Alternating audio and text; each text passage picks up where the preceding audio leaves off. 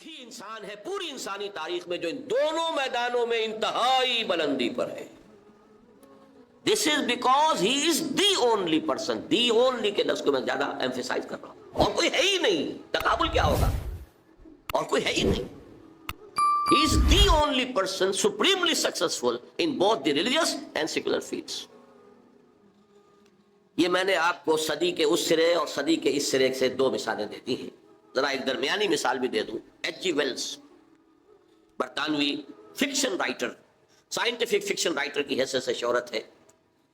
بڑے اچھے اس نے کہانیاں لکھی, ناول لکھیں, جس میں وہ ریفلیکٹ کر رہا تھا یہ سائنس کدھر جا رہی ہے. جدھر جا رہی تھی, جو اکتشافات اور جو ایجادات ہونی تھی ان کو پہلے سے ویژولائز کر کے اس پر مبنی کر رہا ہے اپنے ناول کے پلاٹس اور اپنی کہانیوں کے بنیادی خاکے.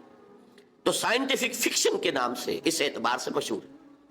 لیکن اس کے ساتھ ہی اس نے تاریخ عالم پر دو کتابیں لکھی ہے, short history of the world and a concise history of the world, جو ذرا نسبتاً زیادہ ضخیم ہے.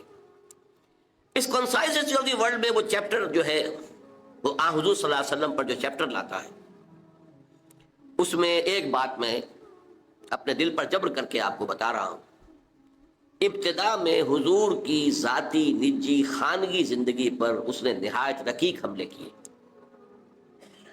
یوں سمجھیے کہ جیسے دو ملعون نام نہاد مسلمانوں نے اس دور میں کیا ہے, سلمان رشدی نے اور تسلیمہ نسرین نے. ایک نے انگلینڈ میں بیٹھ کر, ایک نے بنگلہ دیش میں بیٹھ کر جس قسم کے چھینٹے اڑائے ہیں حضور کی شخصیت پر, اسی طرح کے چھینٹے ایچ جی ویلز نے حضور کی ذات مبارکہ پر خصوصاً خانگی زندگی پر اڑائے. لیکن جب اس چیپٹر کے آخر میں آتا ہے اور خطبہ حجۃ الوداع کا ذکر کرتے ہوئے باقاعدہ کوٹ کرتا ہے, لا فضل لعربی علی عجمی ولا لعجمی علی عربی ولا لاسود علی احمر ولا لاحمر علی اسود الا بالتقوی کلکم بنو آدم وآدم من تراب. دیکھو لوگوں, کسی عرب کو کسی عجمی پر کوئی فضیلت حاصل نہیں, اسی طرح کسی عجمی کو کسی عرب پر کوئی فضیلت حاصل نہیں, اسی طرح کسی سرخ و سفید رنگ والے شخص کو کوئی فضیلت حاصل نہیں کسی سیاہ روح پر, سیاہ فام پر, اور اسی طریقے سے کسی سیاہ فام کو کوئی فضیلت حاصل نہیں سفید فام پر یا سرخ روح پر. الا بالتقوی, فضیلت کی بنیاد صرف تقوی ہے. کلکم بنو آدم وآدم من تراب, تم سب کے سب آدم کی اولاد ہو, اس کی نسل سے, اور آدم کی تخلیق مٹی سے ہوئی تھی. اس کو کوٹ کرتا ہے, اور پھر ذرا نوٹ کیجئے یہ جملے, واقعتاً بڑے گہرے جملے. Although the sermons of human freedom, fraternity and equality were said before also, کہ اگرچہ انسان کی حریت, اخوت اور مساوات کے واعظ تو دنیا میں پہلے بھی بہت کہے گئے. یہ جملہ نوٹ کر لیا. اب اگلا جملہ اور زیادہ قابل توجہ ہے. We find a lot of these sermons in Jesus of Nazareth. ہم دیکھتے ہیں کہ اس کے بہت سے مواعظ حسنہ جو ہیں ان چیزوں کے بارے میں حضرت عیسیٰ مسیح ناصری کے ہاں موجود ہیں. عیسائی ہوتے ہوئے کہہ رہا ہے, but it must be admitted, لیکن یہ تسلیم کیے بغیر چارہ نہیں ہے that it was Muhammad صلی اللہ علیہ وسلم who for the first time in history established a society based on these principles. یہ صرف محمد عربی صلی اللہ علیہ وسلم تھے جنہوں نے تاریخ انسانی میں پہلی مرتبہ ایک معاشرہ باضابطہ بالفعل انہی اصولوں پر قائم کر کے دکھایا. باپ اندازہ کیجئے, یہ ٹریبیوٹ ہے, اور ٹریبیوٹ کس کا ہے؟ دشمن کا ہے. وہ معتقد نہیں ہے. میں نے اسی لیے بتایا اپنے دل پر جبر کر کے کہ اس نے کیا کیا. اس حد تک ایک شخص کی اس میدان میں اتنی بڑی حماقت کا مظاہرہ کر رہا ہے کہ کہتا ہے کہ سمجھ میں نہیں آتا کہ معاذ اللہ ثم معاذ اللہ نقل کفر کفر نہ باشد, کہ محمد جیسے گھٹیا آدمی کے گرد خدیجہ اور ابو بکر اور عمر جیسے عظیم انسان کیسے جمع ہو گئے. حالانکہ اس احمق سے کوئی پوچھے کہ اس سوال کا جواب تو تمہیں دینا چاہیے.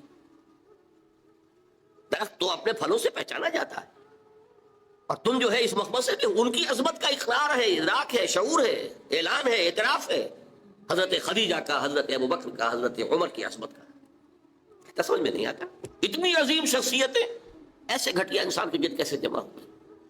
تو میں نے آپ کو اندازہ دے دیا کہ کس قدر زہر اس کے اندر بھرا ہوا. ذاتی طور پر عناد ہے, دشمنی ہے, بغض. لیکن اس حقیقت کا ادراک کر رہا ہے اور اس کا اعلان اور اعتراف کر رہا ہے.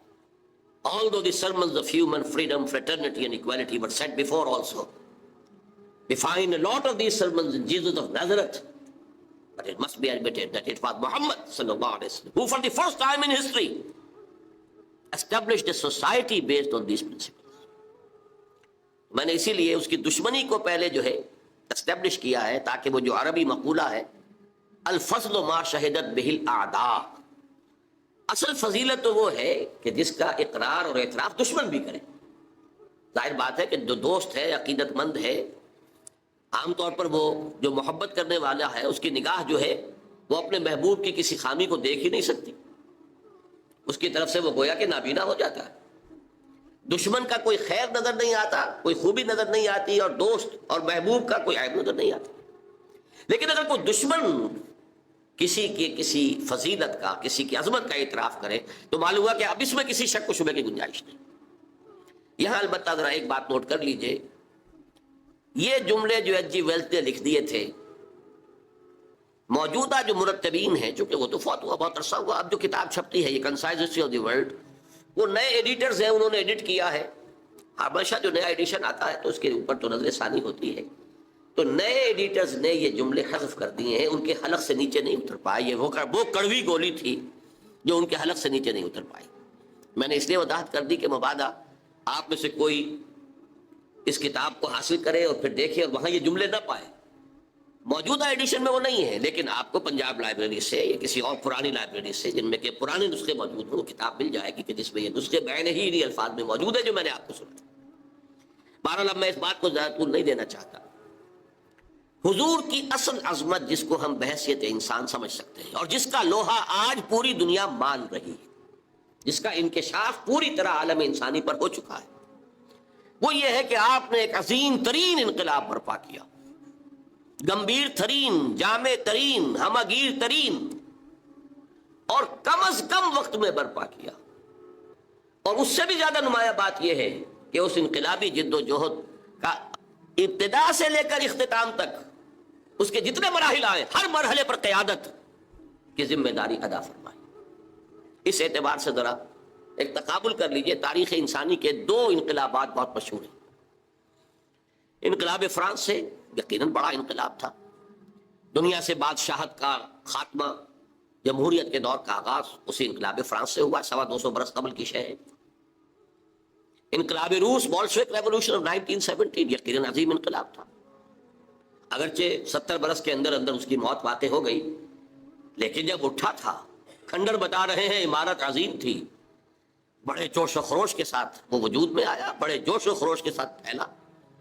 کہاں روس سے وہ لیٹن امریکہ تک جا پہنچا، کتنی اس کی توسیع ہوئی ہے، کس بجلی کی صورت کے ساتھ ہوئی ہے. لیکن ان دونوں انقلابات کا آپ جائزہ لیں گے تو نمبر ایک، دونوں جزوی انقلاب تھے. ایک میں صرف سیاسی ڈھانچہ بدلا، باقی عقائد بھی وہی، رسومات بھی وہی، سماجی نظام بھی وہی، سماجی ویلیوز بھی وہی، معاشی نظام بھی وہی، معاشی تمام جتنے بھی انسٹیٹیوشنز تھے وہ بھی وہی، صرف سیاسی نظام بدلا، باقی زندگی جو کی تو. بولشوک ریولوشن کے ذریعے معاشی ڈھانچہ بدل گیا، انفرادی ملکیت ختم ہو گئی، قومی ملکیت میں آ گئے تمام وسائل پیداوار. بس باقی آپ کو معلوم ہے جیسے وہ کرسچنز پہلے تھے ویسے ہی کرسچن بعد میں رہے، جو عقائد پہلے تھے وہی ان کے بعد میں رہے، سماجی ویلیوز وہی رہیں، سارا نقشہ جو کا تو رہا. معاشی انقلاب آ گیا. اس کو پس منظر میں رکھ کر دیکھیے محمد عربی صلی اللہ علیہ وسلم کا لایا ہوا انقلاب گمبھیر ترین، میں کہہ رہا تھا، جامع ترین. یہاں آپ مائکروسکوپ لگا کر تلاش کیجئے کہ کوئی چیز ایسی ہے جو سابقہ حالت پر باقی رہ گئی ہو، جواب نفی میں آئے گا. عقائد بدل گئے، نظریات بدل گئے، انفرادی شخصیتیں بدل گئی، اخلاق بدل گئے، شب و روز کے انداز بدل گئے، صبح و شام کا انداز بدل گیا، نشست و برخاست کے انداز بدل گئے، پھر سماجی نظام بدل گیا، سیاسی نظام بدل گیا، معاشی نظام بدل گیا. وہ قوم جس میں کہ لکھے پڑھے لوگ بمشکل انگلیوں پر گنے جا سکتے تھے، وہ علوم کی موجد ہو گئی، دنیا کی استاد بن گئی. اس نے مشرق و مغرب سے علوم لیے، یونان سے بھی لیے، اور چین اور ہند سے بھی لیے، انہیں ڈیولپ کیا، بڑھایا اور پورے عالم انسانیت کی طرف پھیلا دیا. یہ سارا کام انقلاب عظیم، گمبھیر ترین، ہمگیر ترین، جامع ترین انقلاب. تو چہ نسبت خاک رہا عالم پاک. یہ فرانس کا ریولوشن کہاں کھڑا ہوگا انقلاب محمد صلی اللہ علیہ وسلم کے تقابل میں؟ مارس کا انقلاب کہاں کھڑا ہوگا انقلاب محمد صلی اللہ علیہ وسلم کے تناظر میں؟ نمبر 2، ان تمام انقلابات کے اندر یہ چیز قدر مشترک ہے کہ فکر دینے والے اور دعوت کا آغاز کرنے والے کچھ اور لوگ تھے، لیکن وہ صرف قلم کار تھے، وہ صرف رائٹرز تھے، مصنفین تھے، وہ مرد میدان نہیں تھے. وہ انقلاب کے لیے عملی جد و جہد میں سامنے نہیں آ سکے. انہوں نے خود آگے بڑھ کر کوئی انقلابی جماعت نہیں بنائی، انہوں نے خود آگے آ کر انقلابی جو جد و جہد تھی اس کی قیادت نہیں کی. نہیں، وہ تو صرف پیپل آف دی ڈیسک تھے. انقلاب کچھ اور لوگوں کی زیر سرکردگی، کچھ اور لوگوں کی زیر قیادت، کچھ اور لوگوں کی رہنمائی میں وجود میں آیا. فرانس میں والٹیئر اور روسو مفکرین کی حیثیت سے، مصنفین کی حیثیت سے بہت اونچا مقام، لیکن وہ میدان کے آدمی تھے ہی نہیں. یہی وجہ ہے کہ انقلاب فرانس جو ہے وہ بہت بلڈی ریولوشن کہلاتا ہے، اس لیے کہ قیادت کوئی تھی نہیں. وہ تو ایک فکر تھا جو پھیل گیا تھا، اس نے لوگوں میں ایک جوش و خروش پیدا کر دیا. اسپونٹینیس جو ہے وہ ایک لاوا پھٹا ہے، اور اس لاوا پھٹنے میں چونکہ کوئی تنظیم تھی ہی نہیں، کوئی قیادت تھی ہی نہیں، لہذا انتہائی خونی انقلاب ہوا، بہت بلڈی ریولوشن. اسی طریقے سے ذرا غور کیجئے، روس کے انقلاب بولشوک ریولوشن کی بنیاد داس کیپیٹال، ایک کتاب، کارل مارکس اس کا مصنف، اور اس کے ساتھ اس کا کو آتھر اینجلز، دونوں نے مل کر یہ کتاب لکھی ہے.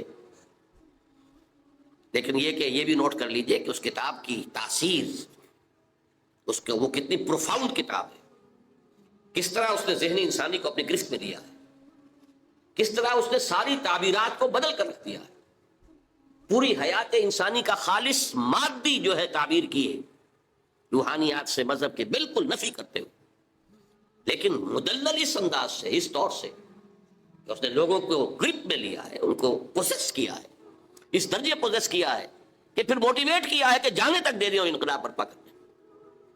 اس لیے اقبال نے کہا ہے، نیس پیغمبر ولیکن در بغل دارت کتاب، کتاب تھی اس کے پاس.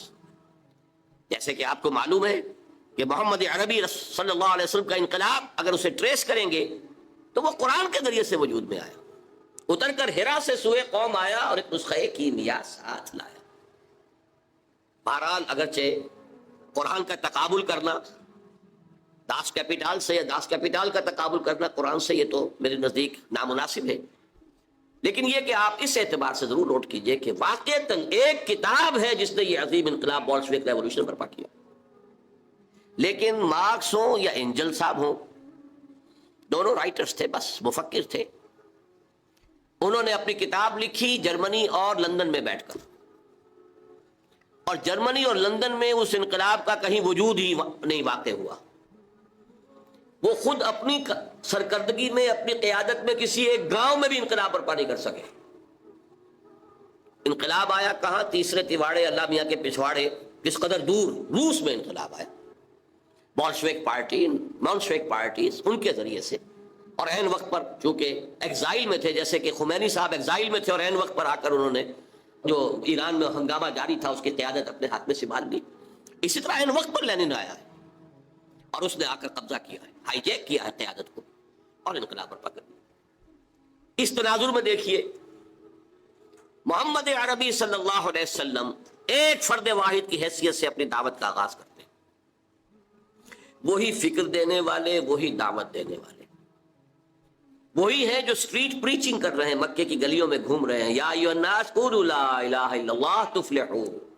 سٹریٹ پریچنگ گلیوں میں، جیسے حضرت عیسیٰ علیہ السلام سٹریٹ پریچنگ کرتے تھے. وہی ہیں جو کبھی اپنے رشتہ داروں کو جمع کر رہے ہیں اور ان کے سامنے دعوت پیش کر رہے ہیں کھانا کھلا کر. کبھی کوہ صفا پر کھڑے ہو گئے ہیں، بلند آواز سے آپ نے کہا وا صباحا اور لوگوں کو جمع کیا، اپنی دعوت پیش کی ہے. وہی شخص کہ جو فرد واحد کی حیثیت سے، ایک داعی کی حیثیت سے سامنے آیا، کل 22 برس میں اس نے پورے انقلاب کی تکمیل کر دی. اور ہر مرحلے پر اس کی قیادت خود فرمائی. وہی اسٹریٹ پریچر. غزوہ بدر میں وہی کمانڈر ہے, غزوہ احد میں وہی سپہ سالار ہے, وہی اسٹریٹ پریچر. یہ جیسا کہ ڈاکٹر مائیکل ہارٹ کا میں نے حوالہ دیا, یہ نقشہ دنیا نے کبھی دیکھا ہی نہیں, کوئی اس کی نظیر ہے ہی نہیں, کوئی مثال ہے ہی نہیں. اسٹریٹ پریچرز ہی رہ جاتے. مربی اور مزکی بس ان کا اپنا ایک دائرہ ہوتا ہے. کچھ لوگوں کا تزکیہ نفس کر دیا, جو ان کے پاس چل کر آئے, وہ بھی وہ آتے ہیں جو ان کی خانقاہ میں خود طالب بن کر آئے, ان کا کوئی تزکیہ کر دیں گے, کچھ اصلاح ہو جائے گی. یہ عمل ایک فرد واحد وہی فکر دے رہا ہے, وہی دعوت دے رہا ہے.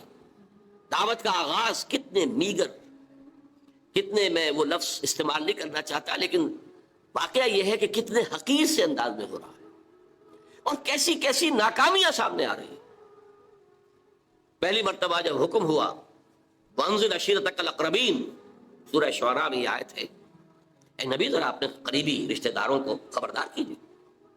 حکم دیا حضرت علی کو, وہ آپ کے زیر کفالت بھی تھے, زیر تربیت بھی تھے, اور پھر وہی نوجوانی کا عالم تھا, تو گویا کہ گھریلو سامان لانا, اس کا بندوبست کرنا انہی کے ذمہ تھا. کہ دعوت طعام کا اہتمام کرو اور تمام بنو ہاشم کو بلا لو. اہتمام ہوا, تمام بنی ہاشم جمع ہو گئے, کھانا لوگوں نے کھا لیا. اب حضور کھڑے ہوئے اپنی بات کہنے کے لیے, تو کچھ لوگوں نے ہوٹنگ کی, کچھ نے فکرے چست کیے, کچھ نے شور مچایا, اور مجمع جو ہے وہ چلا گیا, اور حضور اپنی بات کہہ بھی نہیں سکے. تو یہ نہ سمجھیے کہ ایسا ہو گیا ہو کہ ادھر آپ نے آغاز کیا, ادھر کامیابیوں نے قدم چومنے شروع کر دیے. ہرگز نہیں, ہرگز نہیں, ہرگز نہیں. اہم ترین نقطہ جو ہے آپ کی انقلابی جد و جہد کا, اس کو نوٹ کر لیجئے. یہ خالص انسانی جد و جہد کی سطح پر ہوئی ہے. اس میں وہ سارے مراحل آئے ہیں جو کسی بھی انسانی جد و جہد میں آتے ہیں.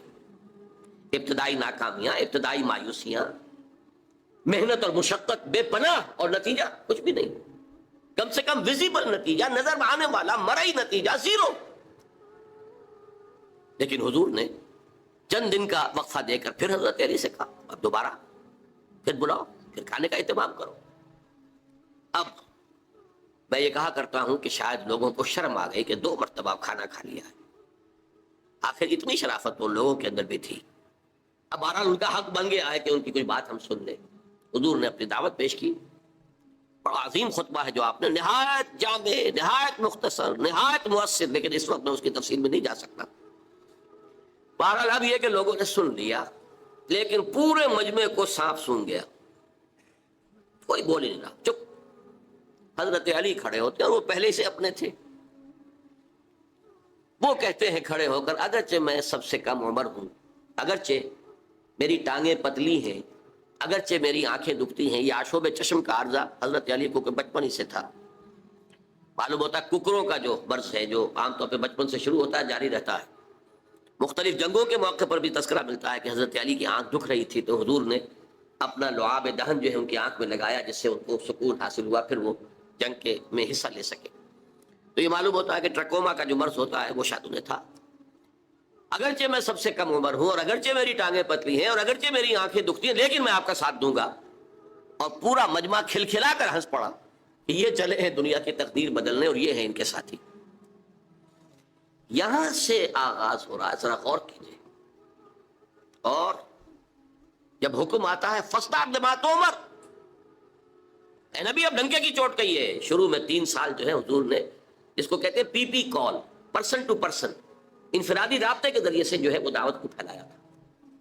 اب آپ کے پاس حکم آ گیا فاصدع بما تؤمر, اے نبی بس اب یہ جو لو پروفائل میں, یہ نوٹ کر لیجئے, خفیہ دعوت کا کوئی دور محمد رسول اللہ صلی اللہ علیہ وسلم کی اس جد و جہد میں نہیں آیا. کوئی خفیہ بات نہیں تھی, انڈر گراؤنڈ موومنٹ نہیں تھی, ہرگز نہیں. البتہ لو پروفائل میں پرسن ٹو پرسن کانٹیکٹ کے ذریعے سے بات پھیل رہی تھی. لیکن اب حکم آ گیا فاصدع بما تؤمر, اے محمد اب ڈنکے کی چوٹ کہو جس چیز کا کہ تمہیں حکم ہوا ہے. پھر آپ کوہ صفا پر چڑھے. اب کوہ صفا جو رہ گیا ہے بیچارہ, وہ تو اس کا ایک سمبل ہے, علامت ہے جو باقی رہ گئی ہے.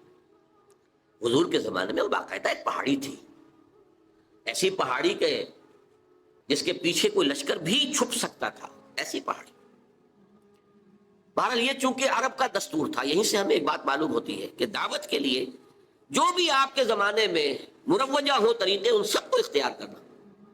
ہاں اگر کوئی شرافت کے یا حیا کے منافی کوئی شے ہے تو اس کو اس میں سے ختم کر دیا جائے، لیکن یہ کہ جتنے بھی ذرائع ہوں ابلاغ کے جو موجود ہوں آپ کے وقت میں وہ آپ کو استعمال کرنے چاہیے۔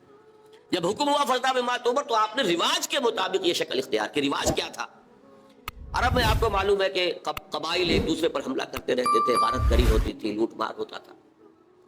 تو اگر کسی کو یہ اطلاع مل جاتی تھی کسی قبیلے کے فرد کو کہ فلاں قبیلہ ہم پر حملے کا پروگرام بنا رہا ہے، اور ہو سکتا ہے آج ہی رات کو، اور رات کو بھی نہیں، وہ جس سے آپ کہتے ہیں small hours of the morning, اس میں وہ آ کر حملہ کیا کرتے تھے 2 3 4 بجے، جبکہ نیند کا انتہائی غلبہ ہوتا ہے لوگوں پر، وہ سوئے ہوئے پر آ کر اچانک ٹوٹ پڑنا، قتل بھی کرنا اور لوٹ مار کر کے بھاگ جانا، یہ ان کا ایک عام رواج تھا۔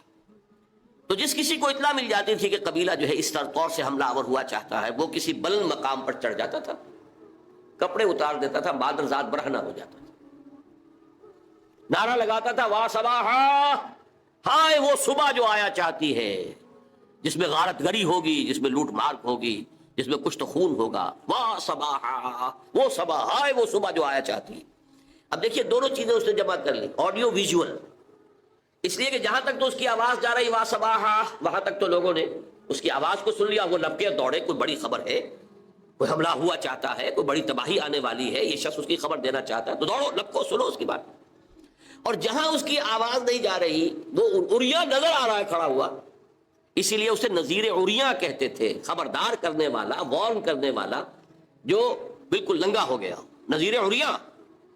حضور نے اس میں صرف یہ کمی کی کہ ظاہر بات ہے کہ یہ حیا کے خلاف تھی، بات فطرت کے منافی تھی، آپ نے کپڑے نہیں اتارے، لیکن نعرہ وہی لگایا وا صباحا۔ اب لوگ جو ہے وہ آئے، جمع ہوئے، اونچائی پر آپ کھڑے تھے، لوگوں نے دیکھا بھی، پھر اپنی دعوت پیش کی۔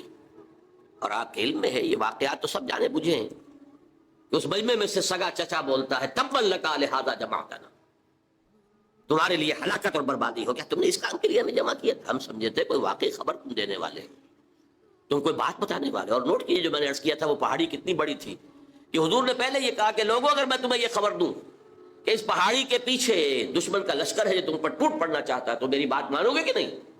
یعنی وہ پہاڑی اتنی تھی کہ اس کے پیچھے کوئی گروہ، کوئی لشکر جو ہے وہ چھپ سکتا تھا۔ انہوں نے کہا ضرور، ایک تو اس لیے کہ آپ بلندی کے مقام پر پہاڑی پر کھڑے ہیں، پہاڑ کے دونوں طرف دیکھ رہے ہیں، اور دوسرے یہ کہ آپ نے تو کبھی جھوٹ بولا ہی نہیں، آپ صادق الامین ہیں۔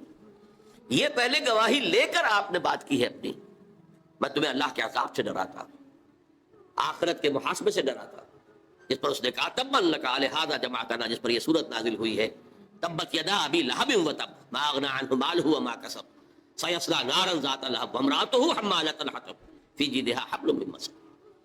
تو یہ میں نے 2 جھلکیاں آپ کو دکھائی ہیں کہ کیسا میگر سٹارٹ ہے، کتنا دل کو توڑ دینے والا، کتنا انسان کی ہمت کے لیے یہ سمجھیے کہ صبر آزما جس کو کہنا چاہیے، صبر کی پوری آزمائش کرنے والا یہ معاملہ ہوا ہے جس سے کیا آغاز ہوا ہے۔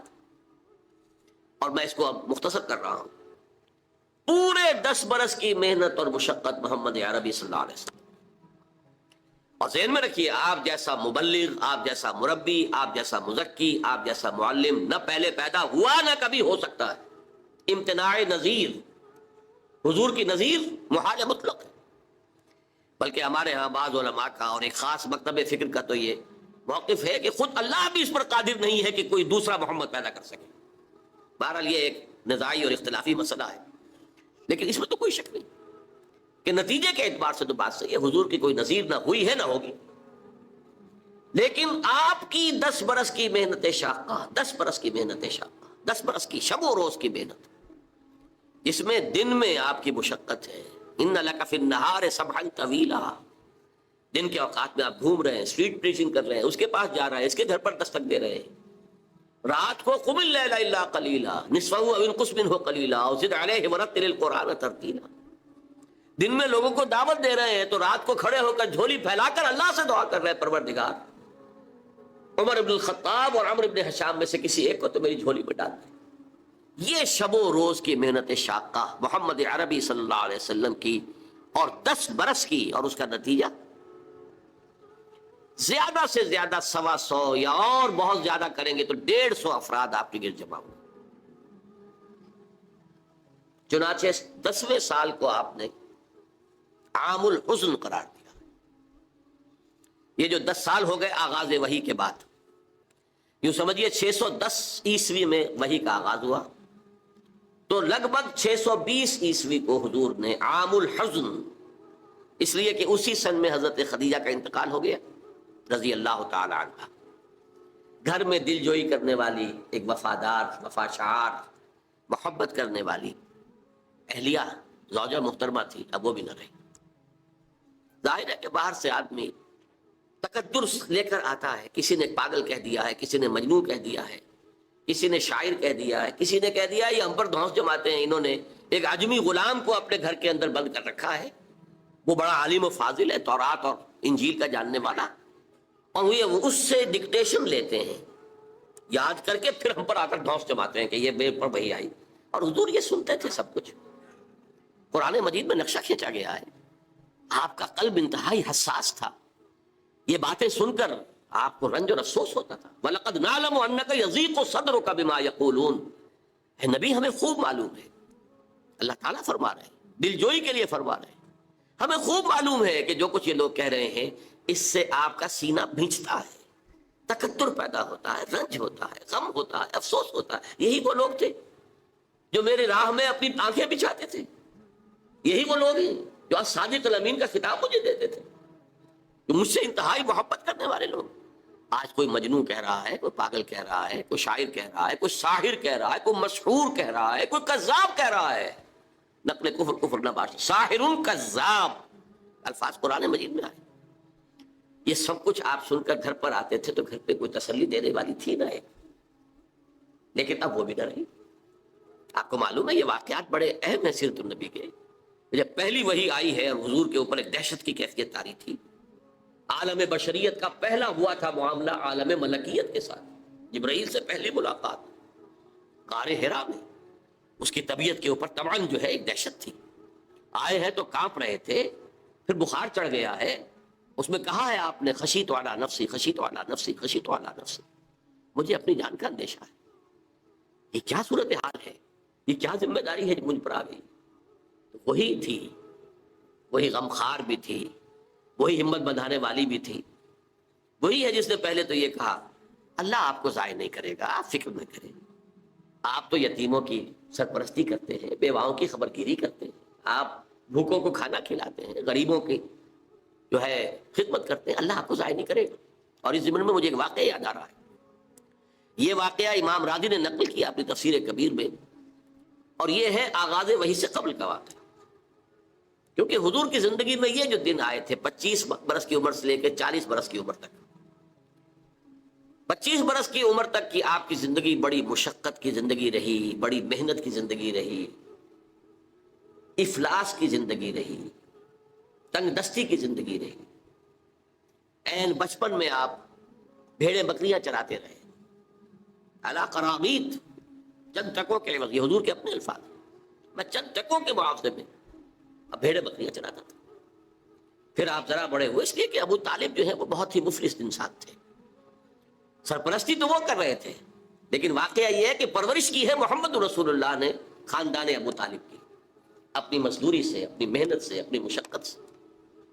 پھر آپ نے تجارت کرنی شروع کی ملازمت کی شکل میں، تو یہ سخت دن تھے۔ وَوَجَدَكَ عَائِلًا فَأَغْنَىٰ، پایا اللہ نے آپ کو کیا تنگ دست ہیں، اللہ نے غنی کر دیا۔ غنی کس طور سے کیا؟ حضرت خدیجہ سے شادی ہوئی 25 برس کی عمر میں، جو عرب کی متمول ترین خاتون، ان کی اپنی فرمائش پر یہ شادی ہوئی، انتہائی محبت کرنے والی۔ تو واقعہ میں آپ کو سنا رہا تھا کہ اس زمانے میں یہ 25 برس سے لے کر اور 40 برس کی عمر شریف کے مابین کبھی یہ واقعہ پیش آیا ہے کہ حضور ایک دفعہ کہیں نکل گئے مکے سے باہر، مختلف وادیاں ہیں، پہاڑ ہیں، پہاڑوں کے مابین وادیاں، ایک وادی میں آپ نے دیکھا کوئی قبیلہ آ کر پڑاؤ ڈالے ہوئے ہے، انتہائی مفلوق الحال، بھوک کی وجہ سے جسم سوکھ کر کانٹے ہوئے ہیں، تن پر کپڑے نہیں ہیں۔ حالت دیکھ کر آپ آئے، انتہائی ملول اور غمگین ہو کر گھر میں آ کر چادر لے کر لیٹ گئے۔ اب پوچھا حضرت خدیجہ نے کیا ماجرا ہے، کیا معاملہ ہے؟ آپ نے فرمایا میں گیا تھا باہر فلاں وادی میں، میں نے یہ دیکھا فلاں گھاٹی میں قبیلہ ہے، پڑاؤ ڈالے ہوئے ہیں اور یہ حال ہے۔ حضرت خدیجہ اور فرمانے لگے کہ میرے پاس دولت نہیں ہے کہ میں ان کے لیے مدد کر سکوں۔ سرمایہ تو حضرت خدیجہ کا تھا نا، آپ کی اپنی ذاتی دولت تو نہیں تھی، اس پر حضرت خدیجہ نے فرمایا اچھا آپ جائیے اور بڑے بڑے قریش کے چند سرداروں کے نام لیے کہ ان کو بلا لائیے. حضور گئے، وہ سب آ گئے. اتنی دیر میں اتنا بڑا ڈھیر اشرفیوں کا حضرت خدیجہ نے لگا دیا کہ جب حضور آ کر بیٹھے تو اس کے پیچھے چھپ گئے. اور پھر کہا ان سرداران قریش سے مخاطب ہو کر آپ سب لوگ گواہ رہے ہیں میں نے یہ ساری دولت محمد کے حوالے کی صلی اللہ علیہ وسلم، وہ جیسے چاہیں اسے خرچ کریں. تو ایسی بیوی جس نے ساتھ دیا. میں اگر اس موضوع پر چونکہ میرے کچھ خاص احساسات ہیں اس میں وہ بیان کروں گا تو پھر بہت وقت نکل جائے گا کہ حضرت خدیجہ رضی اللہ تعالیٰ عنہ کا کیا مقام تھا جسے ہم میں سے اکثر نہیں جانتے. ہمارے یہاں تو جیسے ہے گرفتار ابو بکر و علی ہوشیار باش، یا ابو بکر کی فضیلت رضی اللہ تعالیٰ عنہ اہل سنت کے نزدیک یا اہل تشیع کے نزدیک حضرت علی کی فضیلت اسی میں ہے، گرفتار ہے، اسی میں جھگڑا ہے. اسی طرح عائشہ اور فاطمہ کا جھگڑا ہے. ایک گروہ ہے کہ جو حضرت عائشہ رضی اللہ تعالیٰ عنہ کو بہت بلند کرتا ہے، اونچا رکھتا ہے. دوسرا گروہ ہے جو حضرت فاطمہ رضی اللہ تعالیٰ عنہ. لیکن یہ کہ حضرت خدیجہ الکبریٰ کا ذکر نہیں ملتا، بہت کم ملتا. بلکہ میں نے جب ابھی شاید 2-3 سال ہوئے ہیں جب میں گیا تھا ایران، اور وہاں کے اچھے مشاہدات میں سے طہران کے ایک یہ بھی تھا کہ انہوں نے خالص خواتین کی یونیورسٹی قائم کی. اس کا نام رکھا جامعۃ الزہراء، حضرت فاطمہ رضی اللہ تعالیٰ عنہ کے نام پر انہوں نے یونیورسٹی قائم کی. تو جب ایک ملاقات میں ان کا وہ ٹاپ کا سٹاف وغیرہ جمع تھا یونیورسٹی کا، میں نے کہا کاش آپ نے اس کا نام جامعۃ الخدیجۃ الکبریٰ رکھا ہوتا تو چونکے. میں نے کہا دیکھیے یہ سنیوں اور شیعوں کے مابین مدرسۃ العائشہ للبنات، یعنی جو بھی کوئی رکھے گا یہاں پہ مدرسہ بنائے گا سنیوں میں سے، خاص طور پر اہل حدیث جنہیں عرف عام میں وہابی کہتے ہیں، وہ حضرت عائشہ کے نام پر مدرسہ بنائیں گے. بچیوں کے لیے مدرسہ حضرت عائشہ کے نام. شیعہ ہوں گے تو حضرت فاطمہ زہرا کے نام پر. لیکن حضرت فاطمہ کی والدہ حضرت خدیجہ جو صدیقۃ الکبریٰ ہیں، ان کے نام کے ساتھ کبریٰ اس لیے جمع ہوا ہے. صدیق اکبر، الصدیق الاکبر ہیں حضرت ابو بکر رضی اللہ تعالیٰ عنہ. الصدیقۃ الکبریٰ جیسے حضرت مریم کے بارے میں آتا ہے قرآن میں کان امہ صدیقہ، تو اس امت کی الصدیقۃ الکبریٰ حضرت خدیجہ رضی اللہ تعالیٰ عنہا. اور ایک بات راز کی ہے جو میں کہہ رہا ہوں، عام طور پر عام خطابات میں یہ باتیں نہیں کہی جاتی. مجھے تو محسوس ایسا ہوتا ہے کہ اللہ تعالیٰ نے حضرت خدیجہ کی ذات میں حضور کو صرف بیوی کی وفاداری اور وفا شعاری اور محبت نہیں دی ہے، والدہ کی شفقت بھی دی ہے. حضور محروم ہوئے بہت ارلی عمر میں، والد کو تو دیکھا ہی نہیں، والدہ کی شفقت سے بھی بہت جلد محروم. عمر کا فرق اتنا تھا 25 اور 40 اندازہ کیجیے. اور آپ کو معلوم ہے میری نانی میرے بڑے ماموں سے 13 برس بڑی تھی. 13 برس میں ان کی ولادت ہو گئی تھی، اور عرب کا معاملہ تو اور گرم ماحول کا تھا. تو کیا 15 برس کی عمر میں حضرت خدیجہ کی اولاد نہیں ہو سکتی تھی؟ اگر وہ ہوتی تو کیا وہ حضرت عمر حضور کی ہم عمر نہ ہوتی؟ اس حوالے سے دیکھیے. چنانچہ ایک واقعہ میں آپ کو اور سنا دوں. ایک مرتبہ حضور صلی اللہ علیہ وسلم اسی طرح جو بھی نیا تجربہ تھا عالم ملکیت اور عالم بشریت کے درمیان اتصال کا، اور جس کی وجہ سے ایک خوف کی سی کیفیت، ایک تشویش کا سا انداز، تو حضرت خدیجہ نے ایک مرتبہ یہ کہا کہ اچھا اب جب وہ آئے وہ فرشتہ ہے یا کیا ہے، وہ بدروح ہے یا کوئی واقعتاً فرشتہ ہے، جب بھی وہ آپ کو نظر آئے تو مجھے بتائیے. حضرت جبرائیل آئے، حضور نے فرمایا وہ آ گیا. اب ذرا نوٹ کیجئے، حضرت خدیجہ نے اپنے بال کھول دیے، اپنی آغوش میں حضور کو لے لیا اور پوچھا کہ کیا اب بھی نظر آ رہا ہے؟ اب فرمایا نہیں. فرمایا یقیناً یہ فرشتہ ہے، یہ کوئی بدروح نہیں ہے. فرشتہ ہے جس نے حیا کی ہے. اگر کوئی بدروح ہوتی تو لذت لیتی، وہ غائب نہ ہوتی. اب آپ اندازہ کیجئے عظمت فکر، سوچ کا، آپ کے فکر کا، شعور کی بلندی کا. بہرحال سن 10 نبوی کا تذکرہ کر رہا تھا، حضرت خدیجہ کا انتقال ہو گیا، ابو طالب کا انتقال ہو گیا. جو ایک پروٹیکشن، ٹرائبل زندگی میں پروٹیکشن، جیسے کہ آج ہی میں پڑھ رہا تھا کہ جو بھی پہلا ایک معاہدہ اوس اور خزرج کے درمیان جو مسلمانوں نے یثرب کا اور پھر مہاجرین کو ساتھ شامل کر کے حضور نے کروایا تھا، اس میں یہ شک بھی تھی کہ اگر کوئی ایک مسلمان بھی کسی کو پناہ دے دے گا تو وہ سب کی طرف سے شمار ہوگا۔ یہی معاملہ قبائل میں ہوتا تھا، قبیلے کا ایک فرد اگر کسی کو شخص کو پناہ دے دیتا ہے تو وہ پورے قبیلے کی طرف سے۔ اس حوالے سے خاندان بنو ہاشم کی سرداری تھی ابو طالب کے پاس، اور وہ پروٹیکشن دے رہے تھے محمد عربی صلی اللہ علیہ وسلم، اگرچہ ایمان نہیں لائے لیکن وہ ایک طبی محبت تھی، اور اس طبی محبت کی بنیاد پر انہوں نے خاندان بنو ہاشم کا سایہ کیا ہوا تھا حضور پر صلی اللہ علیہ وسلم۔ اب ظاہر بات ہے کہ اگر بقیہ دوسرے قبیلے جو تھے اس کے سردار وہ اگر کوئی اقدام کرتے حضور کے خلاف تو یہ گویا کہ بنو ہاشم کے خلاف اعلان جنگ ہو جاتا اور ان فائٹنگ شروع ہو جاتی، خانہ جنگی، سول وار مکے میں شروع ہو جاتی۔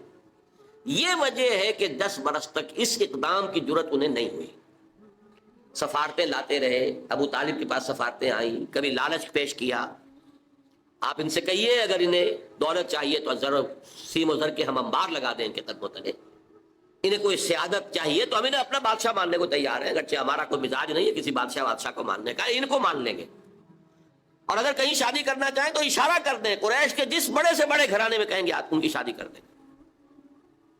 یہ بھی تھی آفر جب حضور نے فرمایا تھا کہ چچا جان چاہے یہ میرے داہنے ہاتھ پر سورج اور بائیں پر چاند رکھ دے تب بھی میں اپنے اس دعوت سے باز نہیں آ سکتا۔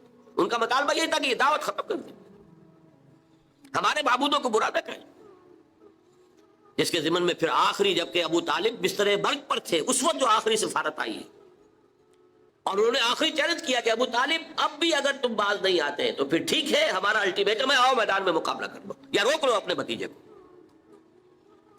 اس پر جب ابو طالب نے بلایا ہے اور حضور سے کہا ہے کہ بھتیجے مجھ پر اتنا بوجھ نہ ڈالو جو میں برداشت نہ کر سکوں، ظاہر بات ہے اکیلا خاندان بنی ہاشم، پورے قبیلہ قریش کا مقابلہ، پھر خود جو ہے نہایت ضعیف بوڑھے اور بستر مرگ پر ہیں تقریباً، بھتیجے مجھ پر اتنا بوجھ نہ ڈالو جسے میں برداشت نہ کر سکوں۔ اس پر حضور کی آنکھوں میں آنسو آئے کہ ایک ہی مرئی سہارا دنیا میں ویزیبل اسباب عالم کے اعتبار سے ایک پروٹیکشن، ایک سہارا، ایک مدد کی شکل تھی، آج وہ بھی جا رہی ہے، ختم ہو گئی۔ کہا آپ نے یہ کہ چچا جان اب تو یا تو یہ بات پوری ہو کر رہے گی اور یا میں اپنے آپ کو اسی میں ہلاک کر دوں گا، میرے لیے کوئی ریٹریٹ کا کوئی امکان نہیں ہے، کوئی واپسی کا کوئی امکان نہیں ہے، پسپائی کا کوئی امکان نہیں۔ بہرحال میں نے یہ سارا پس منظر بتایا ہے عام الحزن، اور یہ ابو طالب کا بھی انتقال ہو گیا، وہ پروٹیکشن ختم ہو گئی، بلکہ اب بنو ہاشم کا سردار ابو لہب ہے جو خود دشمن ہے انتہائی، یوں سمجھیے کہ زہریلا دشمن، جس نے اس وقت کہہ دیا تھا تبا لکا لہذا جمع کرنا، جس نے اپنے دونوں بیٹوں سے حضور کی دونوں صاحبزادیوں کو طلاق دلوائی۔ طلاق بھائی مانا وہاں تو در حقیقت نسبت کا ہو جانا ہی ایک طرح کا نکاح ہوتا تھا، وہ نکاح باقاعدہ ہو جائے گا لیکن نسبت ہو گئی، منسوب ہو گئی، تو وہ گویا کہ ایک رشتہ قائم ہو گیا۔ دونوں بیٹے تھے ابو لہب کے جن سے حضور کے 2 صاحبزادیوں کا رشتہ تھا، ان دونوں نے آ کر نہایت گستاخانہ انداز میں، توہین آمیز انداز میں آ کر حضور کے سامنے کھڑے ہو کر اور کہا کہ ہم تمہاری بیٹیوں کو طلاق دیتے ہیں۔ سارا صدمہ جھیلے ہیں حضور صلی اللہ علیہ وسلم۔ اب وہ ہے بنو ہاشم کا سردار، کیا نکلے گا نتیجہ؟ پروٹیکشن ختم، اب تو جو بھی چاہیں گے وہ دارالندوا پہ فیصلہ کریں گے۔ لہذا آپ گئے طائف کی طرف۔ یہ حضور کی مکی زندگی کا اہم ترین واقعہ ہے، حالانکہ اس سے پہلے 3 برس کا آپ کا شیب بنی ہاشم کے اندر جو گھیراؤ رہا اور مقاطعہ رہا اور بائیکاٹ رہا، کھانے پینے کی چیزیں جو ہے روکی گئیں، بدترین قسم کی فاقہ جو ہے کشی کرنی پڑی پورے خاندان بنی ہاشم کو، حالانکہ وہ سب کے سب ایمان تو نہیں لائے تھے، لیکن اس جرم کی پاداش میں کہ بنو ہاشم محمد کا ساتھ نہیں چھوڑ رہے، لہذا پورے خاندان کو جو ہے اس کے ساتھ بائیکاٹ ہوگا، اور بائیکاٹ کے نتیجے میں بنو ہاشم کا پورا خاندان شیب بنی ہاشم میں، اور جس کو شیب ابی طالب بھی کہتے ہیں، 3 برس تک محصور رہا، کوئی چیز کھانے کے لیے نہیں۔ کوئی اللہ کا بندہ حکیم ابن حزام جیسی شخصیتیں، بنیادی طور پر نیک شخصیت، وہ کہیں پہاڑ کی چوٹی پر چڑھ کر نیچے اتر کر، ورنہ جو وادی ہے اس کے دونوں سروں کے اوپر پہرے ہیں، کوئی جا ہی نہیں سکتا، اب پہاڑ کراس کرے اتر کے کوئی شاید دے آئے، اس لیے کہ وہ بہت قریبی عزیز سے حضرت خدیجہ کے رضی اللہ تعالیٰ عنہ، تو اپنی رشتہ داری کا بھی وہ کچھ لاج رکھتے تھے، کبھی لے آئے تو لے آئے، ورنہ وہ وقت بھی آیا ہے کہ بنو ہاشم کے پھول جیسے بچے بلک رہے ہیں، کھانے کو کچھ نہیں ہے، کچھ نہیں ہے سوائے اس کے کہ سوکھے چمڑے ابال کر ان کا پانی ان کے حلق میں ٹپکا دیا جاتا ہے۔ لیکن اس کو بھی میں سخت ترین نہیں کہتا. حضور صلی اللہ علیہ وسلم کے لیے ذاتی طور پر جو سخت ترین مرحلہ آیا ہے وہ یوم طائف کا، جس کی ایک گواہی حضور کے اپنے قول میں کہ حضرت عائشہ نے ایک مرتبہ پوچھا رضی اللہ تعالی عنہ کہ کیا آپ پر یوم احد سے بھی زیادہ کوئی سخت دن گزرا ہے؟ ان کے ہوش میں ظاہر بات ہے یوم احد حضور مجروح ہوئے، زخمی ہوئے، دندان مبارک شہید ہوئے، خون کا فوارہ چھوٹا، آپ پر بے ہوشی طاری ہوئی، آپ کی زبان مبارک سے ایک بددعا بھی نکل گئی. کیف یہدی اللہ قوما خضبوا وجہ نبیہم بالدم، اللہ اس قوم کو کیسے ہدایت دے گا جس نے اپنے نبی کے چہرے کو خون سے رنگین بنا دیا، خون سے رنگ دیا.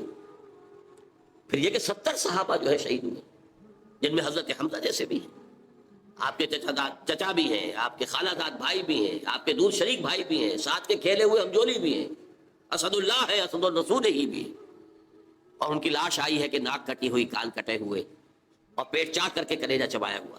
تو سخت ترین دن حضرت عائشہ کے نزدیک یوم احد تھا. حضور نے فرمایا نہیں، مجھ پر سخت ترین دن یوم طائف تھا. آپ مکے سے مایوس ہو کر طائف گئے اور نوٹ کیجئے یہ واحد موقع ہے جہاں نظر آتا ہے کہ حضرت ابو بکر بھی حضور کے ساتھ نہیں، ورنہ سائے کی طرح ساتھ رہنے والی شخصیت.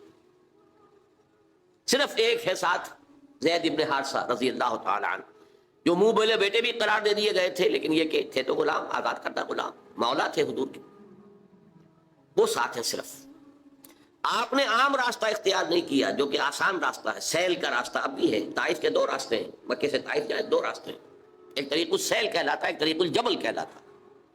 پہاڑی راستہ جو ہے انتہائی دشوار گزار، انتہائی، آج بھی آپ جب جائیں وہاں پر تو معلوم ہوتا ہے کیسے ان لوگوں نے سڑک بنائی ہے، یہ نہایت دشوار گزار. لیکن اب تو بہرحال وہ بہت عمدہ سڑک بنی ہوئی ہے. حضور کے زمانے میں سڑک کہاں تھی؟ کس سختی کو جھیل کر اس طریق الجبل کو آپ نے اختیار کیا، اس لیے کہ عام آمد و رفت کا راستہ جہاں تھا وہاں تو خطرہ تھا کہ فوراً حملہ ہو جائے، کیونکہ غالباً دارالندوا میں یہ فیصلہ ہو چکا کہ اب قتل کر دو محمد کو، ختم ہوا، ابو طالب گیا.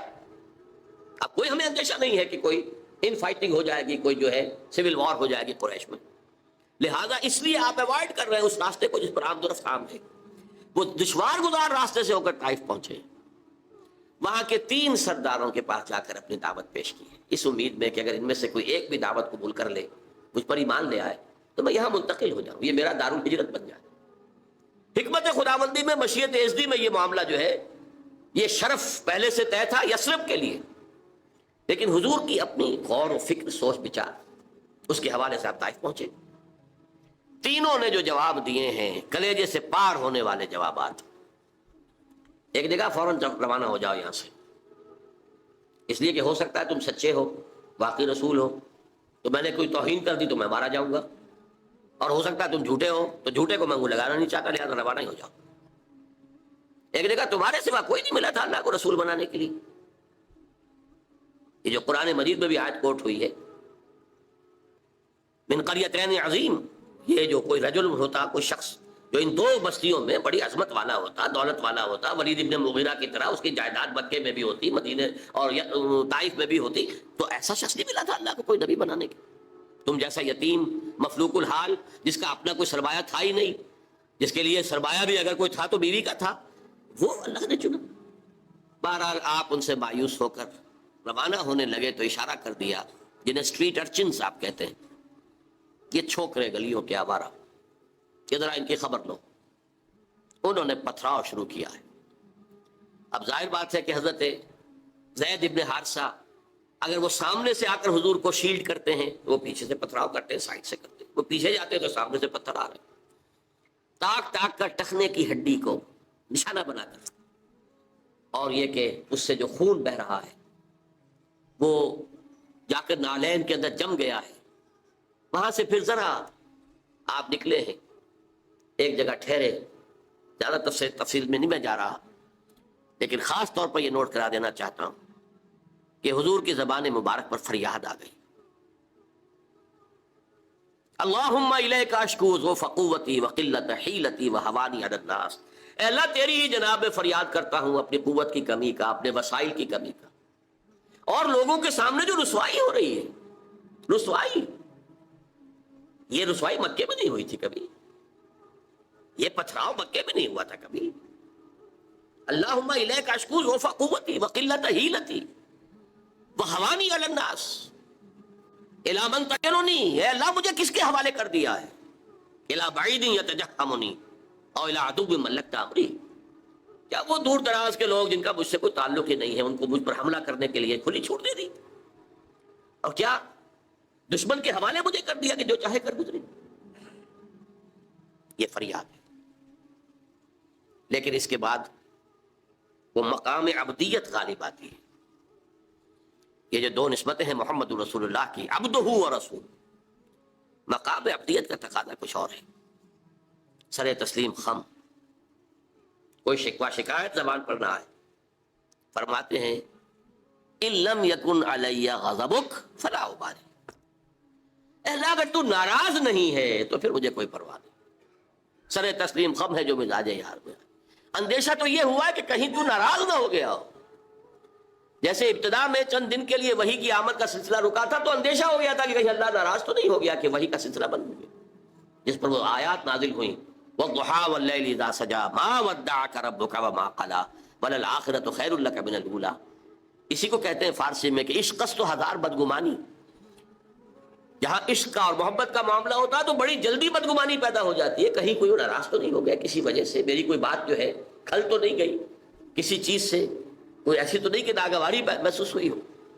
تو ان لم یکن علی غضبک فلا ابالی، اگر غضب نہیں ہے تیرا، ناراض نہیں ہے تو پھر مجھے کوئی پرواہ نہیں. اعوذ بنور وجهک الذی اشرقت له الظلمات، میں تیرے چہرے انور کی اس ضیاء اور نور کی پناہ میں آتا ہوں کہ جس سے تمام اندھیارے جو ہیں وہ دور ہو جاتے ہیں. بہرحال وہاں سے جب واپس آئے ہیں تو نوٹ کیجئے ٹرننگ پوائنٹ ہے یہ، اس لیے کہ یوم طائف ایک اعتبار سے کلائمیکس ہے، ذاتی اعتبار سے محمد الرسول اللہ صلی اللہ علیہ وسلم پر ابتلاء اور آزمائش اور امتحان اور سختی کا نقطہ عروج، کلائمیکس. اور اسے مولانا مناظر حسن گیلانی رحمۃ اللہ علیہ نے اپنی تصنیف النبی الخاتم میں ٹرننگ پوائنٹ قرار دیا.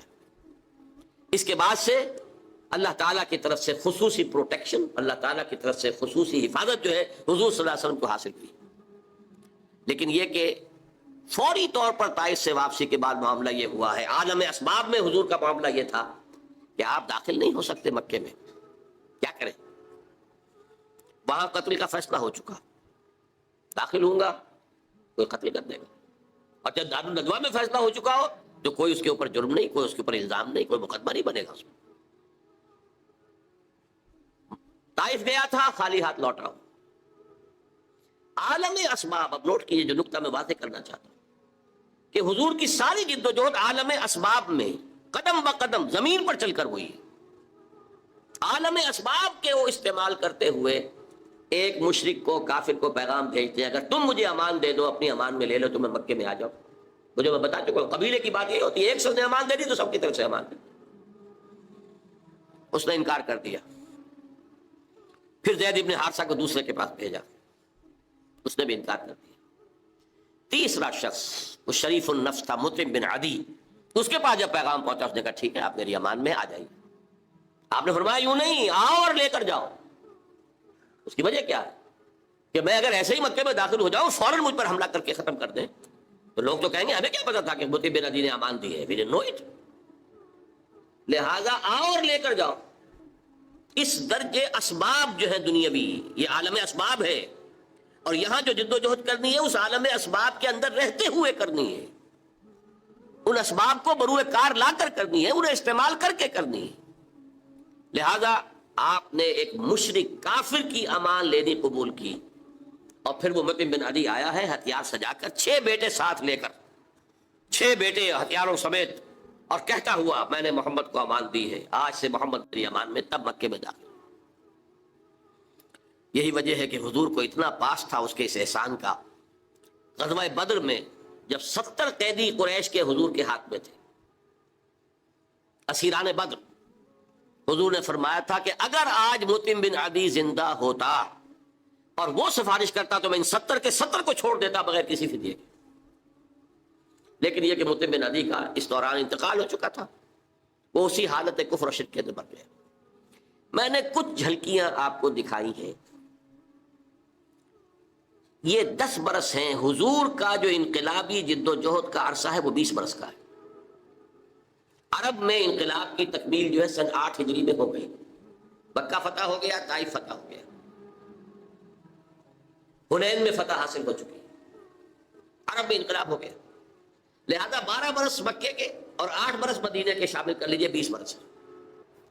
ان 20 کو 2 حصوں میں تقسیم کیجئے، 10 سال ادھر 10 سال ادھر. پہلے 10 سال کا حاصل یہ ہے جو میں نے آپ کے سامنے رکھ دیا کہ کل 125 یا 150 افراد ایمان لائے. آپ کی یہ حیثیت نہیں تھی کہ آپ مکے میں اپنے بل پر ان ہز اون رائٹ آپ قیام کر سکتے، لہذا آپ نے ایک کافر اور مشرک کی امان لی. یہ ہے 10 برس کی محنت شاقہ کا حاصل. اگلے 10 برس میں وہ انقلاب جس تیزی کے ساتھ مکمل ہوا ہے، اسی سال جبکہ طائف سے واپس آئے، حج کے ایام میں آپ پھر رہے ہیں مختلف وادیوں میں جہاں حاجی ٹھہرے ہوئے ہیں. یثرب کے 6 حاجی آپ کو مل گئے، ان کے سامنے آپ نے اپنی دعوت رکھی. وہ خزرج کے قبیلے سے تھے. مدینے میں یہودی چونکہ یہ کہا کرتے تھے کہ نبی آخری زمان کا ظہور ہونے والا ہے، ان قریب جو ہے آخری نبی کا ظہور ہوگا. اور جب ان کے جھگڑے ہوتے تھے اوس اور خزرج سے یہودیوں کے، اور مار کھاتے تھے ان سے، جیسے بنیے اگر ان کا کوئی جھگڑا ہو جاتا تھا گاؤں میں تو ظاہر بات ہے مار تو ان کا مقدر تھی، ایسے ہی وہ مار کھاتے تھے. لیکن کہتے تھے کہ ابھی تو تم ہمیں دبا لیتے ہو، لیکن دیکھو نبی آخر الزمان کے ظہور کا وقت قریب ہے، جب ہم ان کے ساتھ ہو کر تم سے لڑیں گے تو تم ہمیں شکست نہیں دے سکو. یہ کانوں میں ان کے باتیں پڑی ہوئی تھیں. لہذا جب حضور نے اپنی دعوت پیش کی، انہوں نے کنکھیوں سے ایک دوسرے کو دیکھا. معلوم ہوتا ہے یہ وہی نبی ہیں جن کا ذکر یہود کرتے ہیں. تو اس سے پہلے کہ یہودی ان پر ایمان لے آئے، تم ایمان لے آؤ. وہ 6 آدمی ایمان لے آئے. اگلے سال انہوں نے چھوٹی بہت جو بھی دعوت دی ہوگی اس کے نتیجے میں 12 آ گئے. اب انہوں نے کہا کہ ہمیں کوئی مبلغ دیجئے، کوئی معلم دیجئے، مقری دیجئے جو قرآن ہمیں پڑھائے. آپ سے تو ہماری ملاقات اب 1 سال بعد ہوگی، اس لیے کہ عرب میں سفر کرنا کوئی آسان کام تھا. ہر وقت خطرہ قتل و غارت کا، قافلے لٹ رہے پٹ رہے. تو وہ تو جو اشہر حرم ہوتے تھے، حج کے مہینے، ان میں امن و امان ہوتا تھا، کوئی کسی کو تنگ نہیں کرتا تھا، کوئی قتل و غارت کری نہیں. تو اگلے سال ملاقات ہوگی. تو آپ ہمیں دیجئے کوئی مقری پڑھانے والا. قرآ نام قرآ فال بنا میں من دیوانہ زدن حضرت مصعب بن عمیر کو حضور نے معین کیا. وہ سب جاؤ. وہ چلے گئے. کچھ عرصے کے بعد ایک اور کو بھیج دیا، حضرت عبداللہ ابن ام مکتوم نابینا صاحب. ان دو نے وہاں جا کر 1 سال میں جو دعوت اور تبلیغ کا کام کیا، قرآن پڑھایا لوگوں کو. حضرت مصعب کا نام ہی پڑ گیا المقری، جا المقری، وہ آیا استاذ پڑھانے والا. اس کے نتیجے میں اگلے سال 75 افراد آ گئے اور بیعت عقبہ ثانیہ ہو گئی، جس کے نتیجے میں ہجرت کا راستہ کھل گیا یثرب کی طرف. اوس اور خزرج کے بڑے بڑے لوگ موجود تھے ان دونوں اس 75 افراد کے اندر.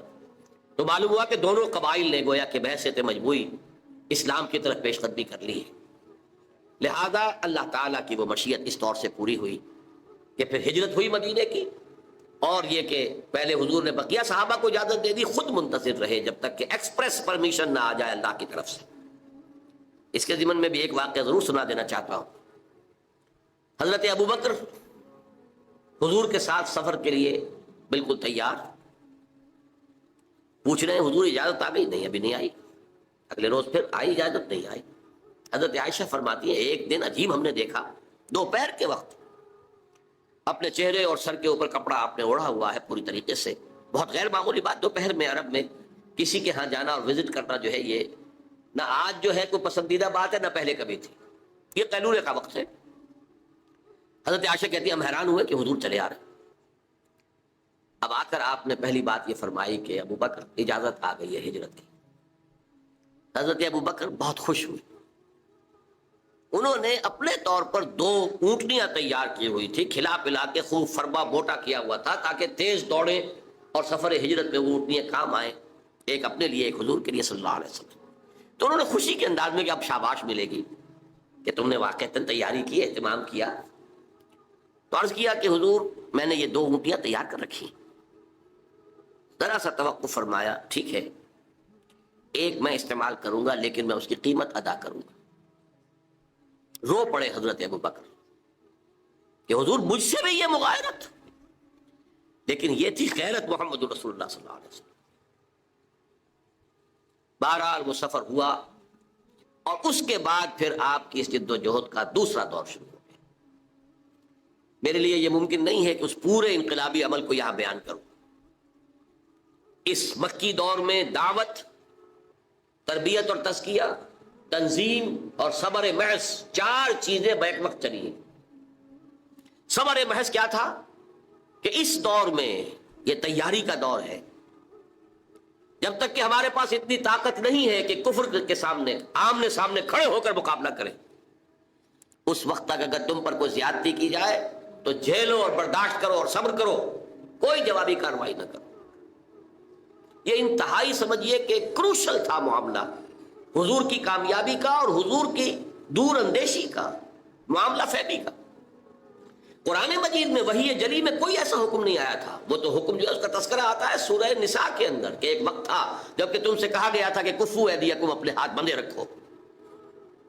اس وقت تو کچھ لوگ کہتے تھے کہ ہمیں جنگ کی اجازت ملنی چاہیے. اب آج جب کہ جنگ فرض کر دی گئی ہے، کچھ لوگ ہیں کہ جو اس سے نہیں کترا رہے ہیں. وہاں یہ ذکر سورہ نساء میں آیا ہے، مکی صورتوں میں کہیں اس کا ذکر نہیں. اب یہ بھی ان ممکن ہے کہ وحی خفی کے ذریعے سے اللہ نے یہ حکم دیا. حضور پر صرف وحی جلی نہیں آتی تھی، وحی خفی بھی آتی تھی. لیکن اس سے زیادہ قرین قیاس یہ کہ حضور کا اپنا تدبر تھا، حضور کی اپنی تدبیر تھی، حضور کی اپنی سوچی سمجھی رائے تھی کہ کوئی انقلابی جماعت جبکہ ابھی وہ تھوڑی ہے، تعداد میں کم ہے، قوت میں کمی ہے، اگر وہ وائلنٹ ہو جائے تو کچل دی جائے گی. وہ وائلنٹ نہیں ہے تب بھی ستائے جا رہے ہیں، مارے جا رہے ہیں، انہیں گھروں میں بند کیا جا رہا ہے، ان کو بھوکا رکھا جا رہا ہے، غلاموں کے اوپر تشدد کیا جا رہا ہے. 2 حضرات کو تو شہید بھی کر دیا گیا، حضرت سمیہ اور حضرت یاسر رضی اللہ تعالیٰ عنہما، میاں بیوی. لیکن یہ کہ جب اس حالت میں یہ کر رہے ہیں جبکہ ہماری طرف سے کوئی جوابی کارروائی نہیں، کوئی ریٹیلیشن نہیں، اگر کہیں کوئی جوابی کارروائی ہو جائے تو پورا جواز مل جائے گا انہیں کہ وہ ہمیں کرش کر کے رکھ دیں. یہ انتہائی حکیمانہ فعل، انتہائی مدبرانہ انداز. We have to buy time. ابھی تو ہمیں وقت چاہیے کہ ہم اپنی دعوت و تربیت کے ذریعے سے اپنے بیس کو، اپنی طاقت کو وسیع کریں، مضبوط کریں، مستحکم کریں. اس کو علامہ اقبال نے کہا ہے کہ با نشہ درویشی در ساد و دمادم زن. درویشی کا انداز اختیار کرو، اس سے موافقت اختیار کر لو اور پھر اس پر لگے رہو لگے رہو لگے رہو، کوشش کرتے رہو. آخر دعوت و تبلیغ بھی تو درویشی ہوتی ہے. پھر یہ کہ درویش کو اگر آپ نے تھپڑ مار دیا تو وہ جواب میں آپ کو تھپڑ نہیں مارے گا. یہی درویشی ہے. بدھ مت کے بھکشو ہیں، ظاہر بات ہے کہ ان کے آپ کے خلاف اقدام بھی کریں گے، وہ جوابی کارروائی نہیں کریں گے. تو دعوت و تبلیغ، تربیت و تزکیہ، تنظیم اور صبر محض، no retaliation, no raising of hands even in self defence. چاہے تمہارے ٹکڑے اڑا دیں. حضرت خباب بن الارض سے کہا گیا اتارو کرتا، اتار دیا. دیکھتے ہوئے انگارے زمین میں بچھا رکھے پہلے ان کی نگاہوں کے سامنے، لیٹ جاؤ، لیٹ گئے. حکم ہے محمد عربی کا صلی اللہ علیہ وسلم. ورنہ ایک آدمی ڈیسپریٹ ہو جائے کہ یہ تو مجھے زندہ کے کباب بنانے چلے ہیں، اور وہ کوئی اقدام کرے تو 2-4 کو مار کر تو مرے گا نا. ڈیسپریٹ آدمی. بلی کو بھی اگر آپ کارنر کر لیں اور اسے محسوس ہو کہ اب اس نے میرے لیے کوئی راستہ نہیں چھوڑا ہے بھاگنے کا، وہ آپ پر حملہ آور ہو جائے گی. بلی تو ایک انسان، اسے یہ معلوم ہو جائے کہ یہ تو مجھے بھوننے لگے ہیں زندہ کو، تو وہ اگر کوئی کارروائی کرے گا تو 1-2 کو تو مار کر مرے گا نا. لیکن نہیں، اجازت نہیں. تو یہ جو 12 برس ہیں مکے کے، یہ دعوت و تبلیغ، تربیت و تزکیہ، تنظیم، جس کا کلائمیکس ہے بیعت عقبہ ثانیہ، جس میں کہ حضور نے عہد لیا، بایعنا رسول اللہ صلی اللہ علیہ وسلم علی السمع والطاعۃ فی العسر والیسر والمنشط والمکرہ وعلی عثرۃ علینا وعلی لا ننازع امر اہلہ وعلی ان نقول بالحق اینما کنا لا نخاف فی اللہ لومۃ لائم. ہم نے بیعت کی تھی اللہ کے رسول سے کہ آپ کا ہر حکم سنیں گے اور مانیں گے، اطاعت کریں گے، خواہ مشکل ہو خواہ آسان ہو، خواہ طبیعتیں آمادہ ہو خواہ ہمیں اپنی طبیعتوں پر جبر کرنا پڑے، خواہ آپ دوسروں کو ہم پر ترجیح دے دیں، اور جنہیں بھی آپ امیر بنائیں گے، ذمہ دار بنائیں گے، ان سے بھی جھگڑیں گے نہیں، ان سے تعاون کریں گے، اور جہاں بھی کہیں ہوں گے حق بات اور صحیح مشورہ ضرور پیش کر دیں. یہ بیعت تھی، اس کی بنیاد پر ایک عظیم تنظیم وجود میں آئی. اور یہ صبر محض، یہ 4 مراحل تھے اس امر کے، اس انقلابی جدوجہد کے جو مکے میں پورے ہو گئے۔ مدینے میں آ کر 6 مہینے آپ نے لیے 3 کاموں کے لیے، جس کو کہیں گے ہم انٹرنل کنسولیڈیشن۔ مسجد نبوی کی تعمیر جو ایک مرکز بن گیا، اب یہ دار الندوہ بھی ہے، دار المشاورہ بھی ہے، یہ دار العبادہ بھی ہے، دار الصلاۃ بھی ہے، یہی دار التعلیم بھی ہے، یہی دار التزکیہ بھی ہے، دار الاحسان بھی ہے۔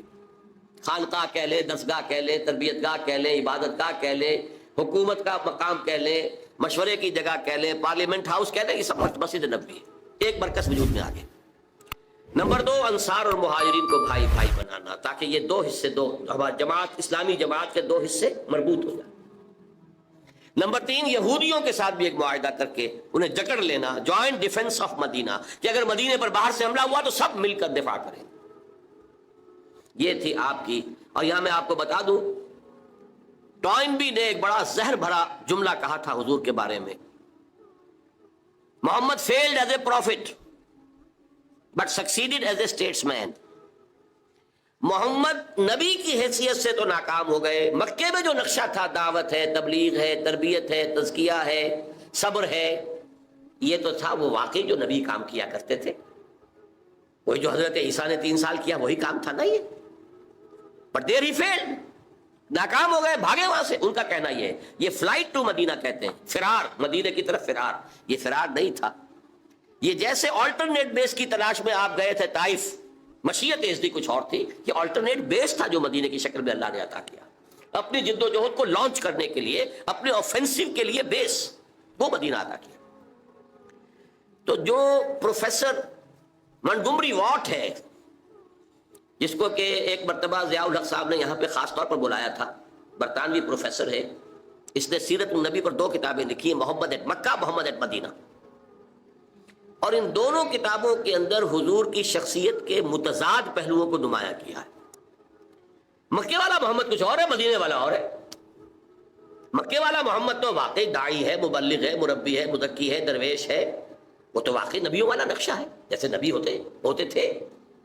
مدینے والا محمد تو اسٹیٹس مین ہے، سیاستدان ہے، سپہ سالار ہے، یہ تو ہے ہی دوسری شخصیت بالکل۔ لیکن یہ کہ جو بھی اس نے شرارت کی ہے ان 2 کتابوں کو علیحدہ علیحدہ اور اس کے تضاد کو نمایاں کرنے کے لیے، اس سے قطع نظر محمد مدینہ میں اس نے حضور کے لیے مدح کے، تعریف کے جتنے سپرلیٹوز ہیں سب جمع کر دیے جو انگریزی زبان میں ہو سکتے تھے۔ آپ کی دور اندیشی، آپ کی معاملہ فہمی، آپ کی ہر نئی صورتحال کے بارے میں صحیح اقدام کی صلاحیت، آپ کی انسان شناسی، انسان کو سمجھ لینا اور ہر انسان سے اس کی سطح پر بات کر سکنا، ہر انسان سے اس کی صلاحیت اور استعداد کے مطابق کام لے لینا، یہ انسان شناسی اگر نہ ہو تو دنیا میں آپ کامیاب نہیں ہو سکتے۔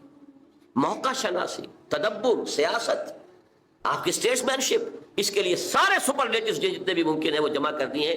اسی لیے دھوکہ کھاتا ہے مسلمان کہ یہ محمد صلی اللہ علیہ وسلم کی تعریف کر رہا ہے، حالانکہ وہ کنٹراسٹ دکھا رہا ہے کہ یہ ہے آپ کے اوصاف بحیثیت سیاستدان اور اسٹیٹس مین کے، بحیثیت نبی تو ناکام ہو گئے، مدینے سے، مکے سے بھاگ کر مدینے میں پناہ لینی پڑی، تو یہ زہر گھولا ہوا ہے اس نے۔ لیکن میں نے اس لیے بتایا کہ واقعتاً یہ میثاق مدینہ شاہکار تھا محمد رسول اللہ کی معاملہ فہمی، دور اندیشی اور سیاست کو سمجھنے کا۔ ان تینوں قبیلوں کو جکڑ لیا ہے میثاق مدینہ میں، جوائنٹ ڈیفنس آف مدینہ۔ یہ دوسری بات ہے، بعد میں وہ ایک ایک کر کے اس سے غداری کے مرتکب ہوتے رہے، لیکن ظاہر بات ہے جب غداری بھی کرتے تھے تو رک رک کر، چھپ چھپ کر، کھلے عام ان کو یہ ہے، ظاہر بات ہے معاہدہ کیا ہوا ہے، جکڑے ہوئے اس میں، کھلے عام جو ہے اپنی ان سرگرمیوں کی انہیں ضرورت نہیں ہوئی، در پردہ سازشیں کرتے رہے، مکے والوں کو ابھارا، کسی اور کے لیے کیا، اپنی امداد کا وعدہ کیا، پھر جو بھی خلاف ورزیاں ہوئیں تو ایک ایک کر کے مدینے سے نکالے بھی گئے، بنو قینقاع، پھر بنو نذیر اور پھر بنو قریظہ، تینوں کے تینوں۔ بہرحال 6 مہینے حضور نے لیے ان 3 کاموں کے لیے۔ 7ویں مہینے سے آپ نے چھوٹے چھوٹے دستے اب بھیجنے شروع کر دیے مکے کی طرف، چیلنجنگ، اب یہ انداز ہے چیلنج کا، اب یہ ایکٹیو ریزسٹنس، باطل کو چیلنج دینے کا انداز۔ یہ 8 مہمیں ہیں بدر سے پہلے پہلے۔ بدقسمتی سے سیرت کی کچھ وہ کتابیں جو انگریزی دور میں لکھی گئیں ان میں ان کو پلے ڈاؤن کیا گیا ہے، چھپایا گیا ہے، یہاں تک کہ علامہ شبلی نے بھی ان کو چھپایا ہے۔ اس کی وجہ کیا ہے کہ اس سے ثابت ہوتا ہے کہ ہجرت کے بعد جنگ کا آغاز محمد کی طرف سے ہوا صلی اللہ علیہ وسلم، قریش مکہ کی طرف سے نہیں ہوا. اور یہ وہ بات تھی کہ جو اس دور میں جب کہ ہمارے اوپر یہ تنقید ہوتی تھی کہ اسلام تو تلوار سے پھیلا ہے اور یہ تو بوئے خون آتی ہے اس قوم کے افسانوں سے، یہ تو خونی لوگ ہیں، جنونی لوگ ہیں، یہ تو آپ دلیل سے بات نہیں کرتے، طاقت سے بات کرتے. یہ چونکہ مسلسل پروپیگنڈا ویسٹ کی طرف سے ہو رہا تھا تو ہمارا انداز ہو گیا تھا اپولوجیٹک. نہیں جناب، حضور نے تو جنگ جو کی دفاعی کی ہے، صرف وہ تو انہوں نے آغاز کر دیا تھا تو آپ نے دفاع کیا. یہ حالانکہ 100% غلط ہے. اس کی وجہ کیا ہے؟ حضور کو اللہ نے بھیجا تھا دین کو غالب کرنے کے لیے. آپ مکے سے مدینے آ کر وہاں کی جو نخلستانوں کی ٹھنڈی چھاؤں میں آرام کرنے تو نہیں آئے تھے صلی اللہ علیہ وسلم. وہ تو تھا اپنی اس جد و جہد کے اگلے مرحلے کو، اس کے آفینسو کو لانچ کرنے کے لیے ایک بیس ہے جو اللہ نے عطا کیا ہے. آپ تو زیادہ سے زیادہ وہ 6 مہینے ویٹ کر سکتے تھے تاکہ وہاں اپنی پوزیشن کو مستحکم کر لیں. اس سے زیادہ جو ہے آپ کے لیے ممکن ہی نہیں تھا، لہذا آپ نے آغاز کیا. سلسلہ آپ کی جانب سے شروع ہوا ہے.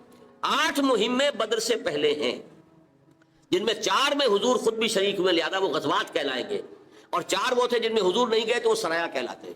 اب اس کی تفصیل میں نہیں جا سکتا اس وقت، لیکن ان مہموں کا مقصد کیا تھا ایک لفظ پہلے استعمال کر چکا ہوں، قریش کو چیلنج کرنا. اب 2 لفظ اور سمجھ لیجئے.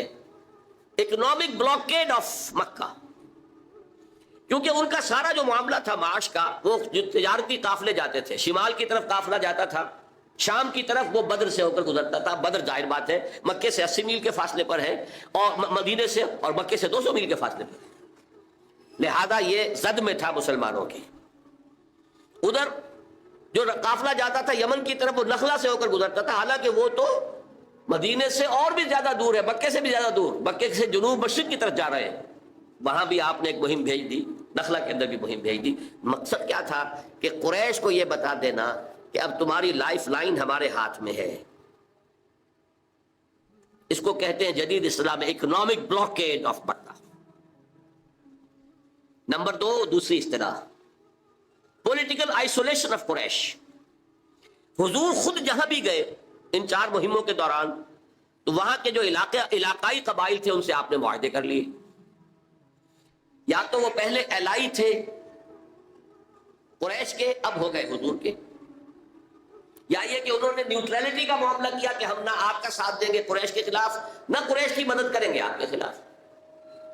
لیکن دونوں کا نتیجہ کیا نکلا؟ Zone of political influence of Quraysh was diminishing and zone of political influence of Muhammad صلی اللہ علیہ وسلم واز انکریزنگ. قرآن مجید میں مکی صورتیں جو درمیانی دور کی ہیں ان میں یہ آیت آپ کو ملتی ہے، نَأْتِي الْأَرْضَ نَنْقُصُهَا مِنْ أَطْرَافِهَا. ہم زمین کو چاروں طرف سے گھیرتے ہوئے لا رہے ہیں مکے کی طرف. مکی دور میں وہ کیا تھا کہ ان قبائل میں بھی اسلام پھیلنا شروع ہو گیا تھا، اور گویا کہ اب مکے کی طرف اسلام جو ہے دوسرے قبائل سے پیش رفت کر رہا تھا. اب اس کی شکل کیا بنی ہے کہ حضور نے جب ان قبائل کے ساتھ معاہدے کر لیے تو پولیٹیکل انفلوئنس جو ہے حضور کا بڑھتا چلا گیا اور قریش کا گھٹتا چلا گیا. اس پر تنگ آمد بجنگ آمد. قریش کا وہ 1000 کا لشکر نکلا ہے، اس کا جو ایکسائٹنگ کازز ہو گئے تھے وہ 2 ہو گئے تھے ایکسائٹنگ کازز فوری. ایک تو جو نخلا میں آپ نے گروپ بھیجا تھا اس کی بڑھ بھیڑ ہو گئی ایک تجارتی قافلے سے جو قریش کا تھا. ایک مشرک مکے والا مسلمانوں کے ہاتھوں مارا گیا، ایک کو انہوں نے اسیر بنایا لے آئے اور مال تجارت بھی لے آئے. اب شور بچ گیا مکے میں کہ محمد کی یہ جرت کہ اس کے آدمیوں نے ہمارا آدمی مار دیا. یہ پہلا قتل ہے جو ہجرت کے بعد ہوا ہے. کفار کی طرف سے ہجرت کے بعد سے لے کے تاحال کوئی قتل نہیں ہوا. پہلا قتل ہوا ہے مسلمانوں کے ہاتھوں ایک مشرک کا. ثانیاً جب حضور نے پیچھا کیا تھا قریش کے قافلے کا جو ابو سفیان لے کر جا رہا تھا یا جا رہے تھے کہنا چاہیے کیونکہ بعد میں ایمان لے آئے صحابی ہیں، اس وقت تک وہ کافر تھے مشرک تھے، تو حضور نے پیچھا کیا تھا لیکن وہ نکل گئے تھے جلدی سے. اب وہ واپس آ رہا تھا قافلے کو لے کر، اسے اندیشہ ہوا اب قافلہ جو ہے وہ تو لدا پھندا ہے، 1000 اونٹ ان کے اوپر مال تجارت لدا ہوا، سمجھیے کروڑوں کا سامان ہے. اس نے ایس او ایس کال بھیجی. 2 کام کیا. ابو سفیان نہایت اسٹیٹس مین، نہایت مدبر انسان تھے. ایک طرف قریش کو کال بھیج دی ایس او ایس کال کہ مجھے خطرہ ہے محمد سے اور ان کے آدمیوں سے کہ وہ حملہ کریں گے اور ہمیں لوٹ لیں گے، لہذا مدد بھیجو. دوسری طرف راستہ بدل دیا خود، بجائے بدر سے ہو کر گزرنے کے نیچے اسفل منکم جو آیا ہے سورہ انفال میں، وہ نیچے یعنی ساحل کے ساتھ ساتھ ہو کر گزر گئے. لیکن وہاں جو کال پہنچ گئی تھی ادھر سے ابو سفیان کی کال پہنچ گئی، ادھر سے وہ لوگ روتے پیٹتے ہوئے آگے، چیختے چلاتے ہوئے، کپڑے پھاڑتے ہوئے کہ محمد کے آدمیوں نے ہمارا ایک آدمی مار دیا۔ اس کے نتیجے میں قریش کے جو ہاکس تھے ان کا پلڑا بھاری ہو گیا ڈوز پر۔ یہ دو اصطلاحات بھی جدید ہیں، ہر قوم میں اس طرح کے لوگ ہوتے ہیں۔ ہمارے ہاں بھی آج یہ صورت موجود ہے، کچھ لوگوں کی رائے یہ ہے کہ خرچے بعد آباد لڑ جاؤ بھارت کے ساتھ، وہ ہاکس ہیں اس وقت۔ نتائج کیا ہو سکتے ہیں اس کے بارے میں زیادہ سوچنے کی وہ تکلیف گوارا نہیں کرتے۔ جوش ہے، جوش ہے، خروش ہے، ولولہ ہے۔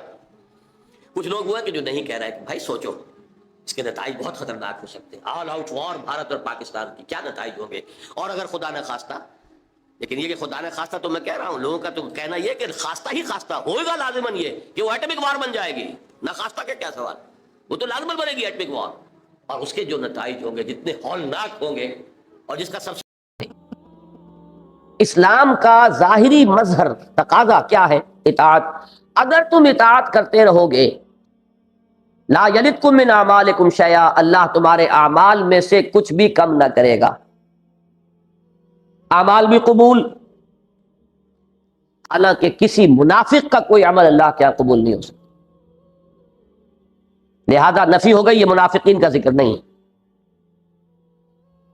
بلکہ اسے چاہے تو منزلتن بین المنزلتین کہیں، دونوں کے مابین ایک کیفیت ہے۔ اس کے لیے علیحدہ مجھے ایک فگر بنانی پڑے گی۔ اسلام، ایک شخص جو ظاہر میں مسلمان ہے، اس کی باطنی کیفیتیں تین ہو سکتی ہیں، درمیان میں زیرو، ادھر +1 +2 +3 چلتا جائے گا +انفینٹی، ادھر -1 -2 -انفینٹی۔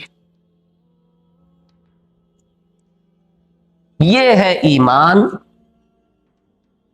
یہ ہے نفاق، اور یہ ہے محض اسلام، نہ ایمان نہ نفاق،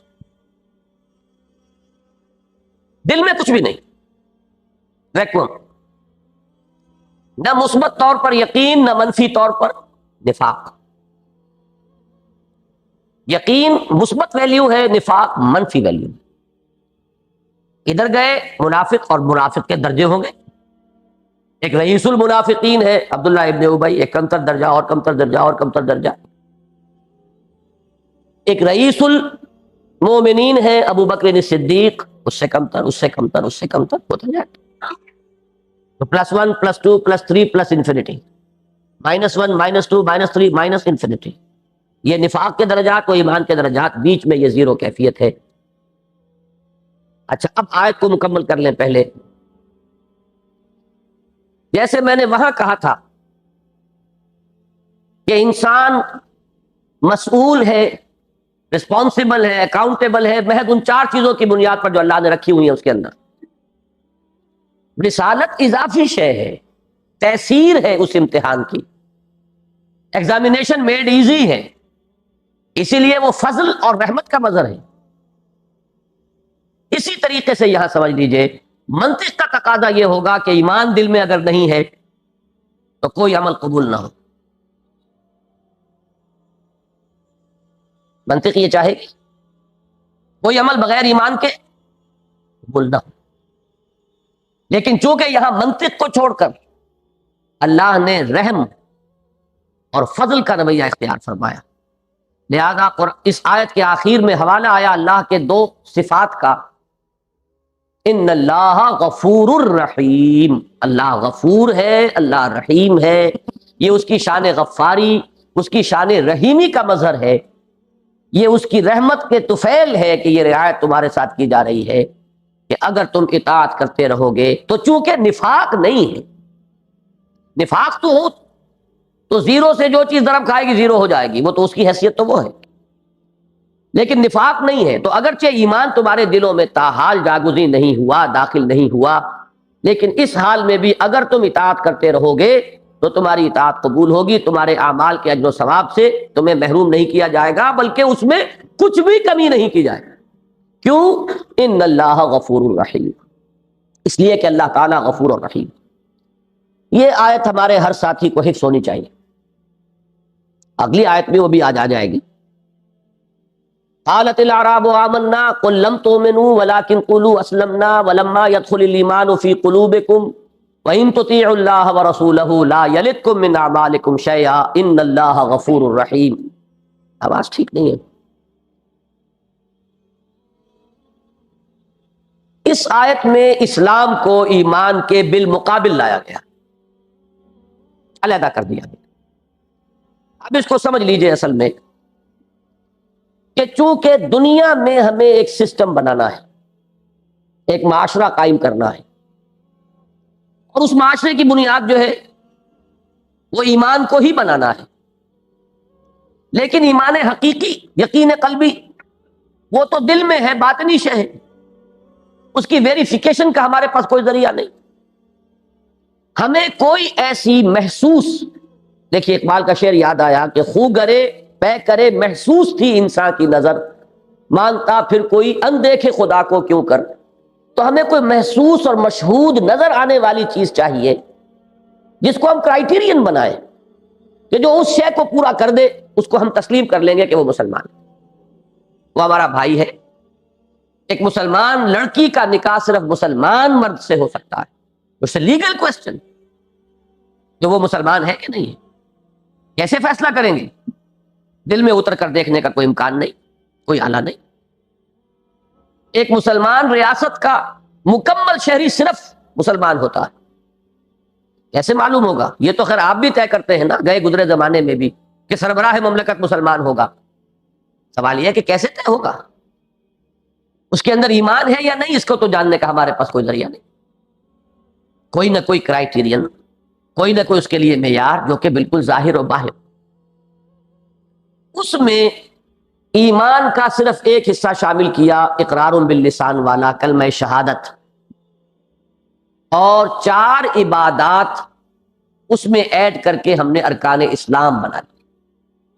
بنی الاسلام علی 5، شہادت اللہ الہ الا اللہ وان محمد رسول اللہ و اقام الصلاۃ و ایتاء الزکوٰۃ و صوم رمضان و حج البیت. یہ ارکان اسلام. ایمان حقیقی یہ قلب کے اندر مخفی شے ہے، یقین، ایک خاص کیفیت قلبی ہے. تصدیق بالقلب سے تعبیر کیجئے، یقین سے تعبیر کیجئے، اور یہ جان لیجئے آخرت میں کسی کے مومن قرار پائے جانے کا معیار یہ ہوگا کہ یہ موجود ہو. اس لیے کہ وہاں سابقہ اس ذات سے پیش آئے گا جو علیم بذات الصدور ہے. وہ تو جانتا ہے، وہ تو عاجز نہیں ہے ہماری طرح، اس کی لیمیٹیشنز نہیں ہے معاذ اللہ، وہ جانتا ہے. علیم بذات الصدور، لہذا مومن صرف وہی قرار پائے گا کہ جس کے دل کے اندر وہ تصدیق قلبی کسی نہ کسی درجے میں موجود. وہ چھٹانک بھی ہو سکتی ہے، وہ ٹنوں کے حساب سے بھی ہو سکتی، وہ ہے درجات کا معاملہ. اس یقین قلبی کے درجات یہ تو یوں سمجھیے کہ انگنت ہوں گے، لیکن یہ کہ کسی نہ کسی درجے کے اندر وہ موجود ہوگا تو وہ شخص مومن قرار پائے گا. لیکن دنیا میں ہم اس کے اوپر کوئی فیصلہ نہیں کر سکتے، بلکہ ہمارا سارا دار و مدار ان کرائیٹیریا پر ہوگا کہ جو ظاہر ہے، محسوس ہے. اسی کی ساری بحث ہے جو ہمارے ہاں اب جو 2 ہمارے بزرگوں میں اہم ترین طبقات ہیں، محدثین اور فقہا.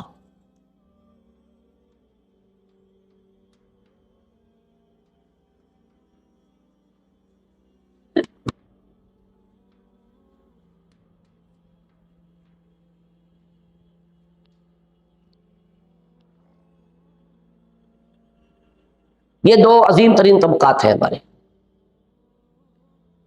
ان میں رئیس المحدثین امام بخاری ہیں، اور رئیس الفقہا شاید سب لوگ نہ مانتے ہوں، لیکن کم سے کم حنفی تو مانتے ہیں، اور میں ذاتی طور پر مانتا ہوں کہ رئیس الفقہا امام ابو حنیفہ ہے. ان 2 حضرات سے ایمان کی جو تعریفیں مروی ہیں ان میں بڑا فرق و تفاوت ہے. لفظی بحث تو آپ کو کچھ علیحدہ علیحدہ الفاظ مل جائیں گے. بنیادی بات کیا ہے کہ امام بخاری کی طرف یہ موقف منسوب ہے کہ الایمان قول و عمل و یزید و ینقص. اور امام ابو حنیفہ کی طرف الایمان قول لا یزید ولا ینقص. بظاہر یہ بالکل متضاد، مشرق و مغرب کا فصل، بظاہر متضاد، ایک دوسرے کی ضد، بعد المشرقین، لیکن ان دونوں میں مطابقت ہو جائے گی اسی فارمولے سے. امام بخاری اس ایمان کی بات کر رہے ہیں. امام ابو حنیفہ فقیہ ہیں، جورسٹ ہیں، قانونی نقطہ نظر سے معاملات کو دیکھتے ہیں. وہ اس ایمان کی بات ہے، وہ بھی ایمان، قانونی ایمان. اس کے اعتبار سے امام ابو حنیفہ کی بات 100% درست، اس کے اعتبار سے امام بخاری کی بات 100% درست. اب اس میں سے ایک بات تو میں ابھی آپ کو سمجھا دوں گا، اگلی بات کے لیے نیا چیپٹر قائم کروں گا. وہ بات کیا ہے؟ یہ جو ایمان ہے لا یزید ولا ینقص،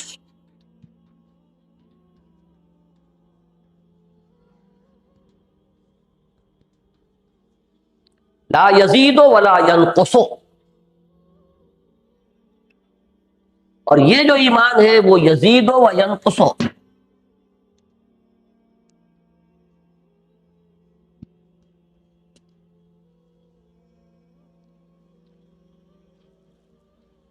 یزید و ینقص والی بات تو ہر شخص جانتا ہے، ہر شخص کا ایک ذاتی تجربہ ہے.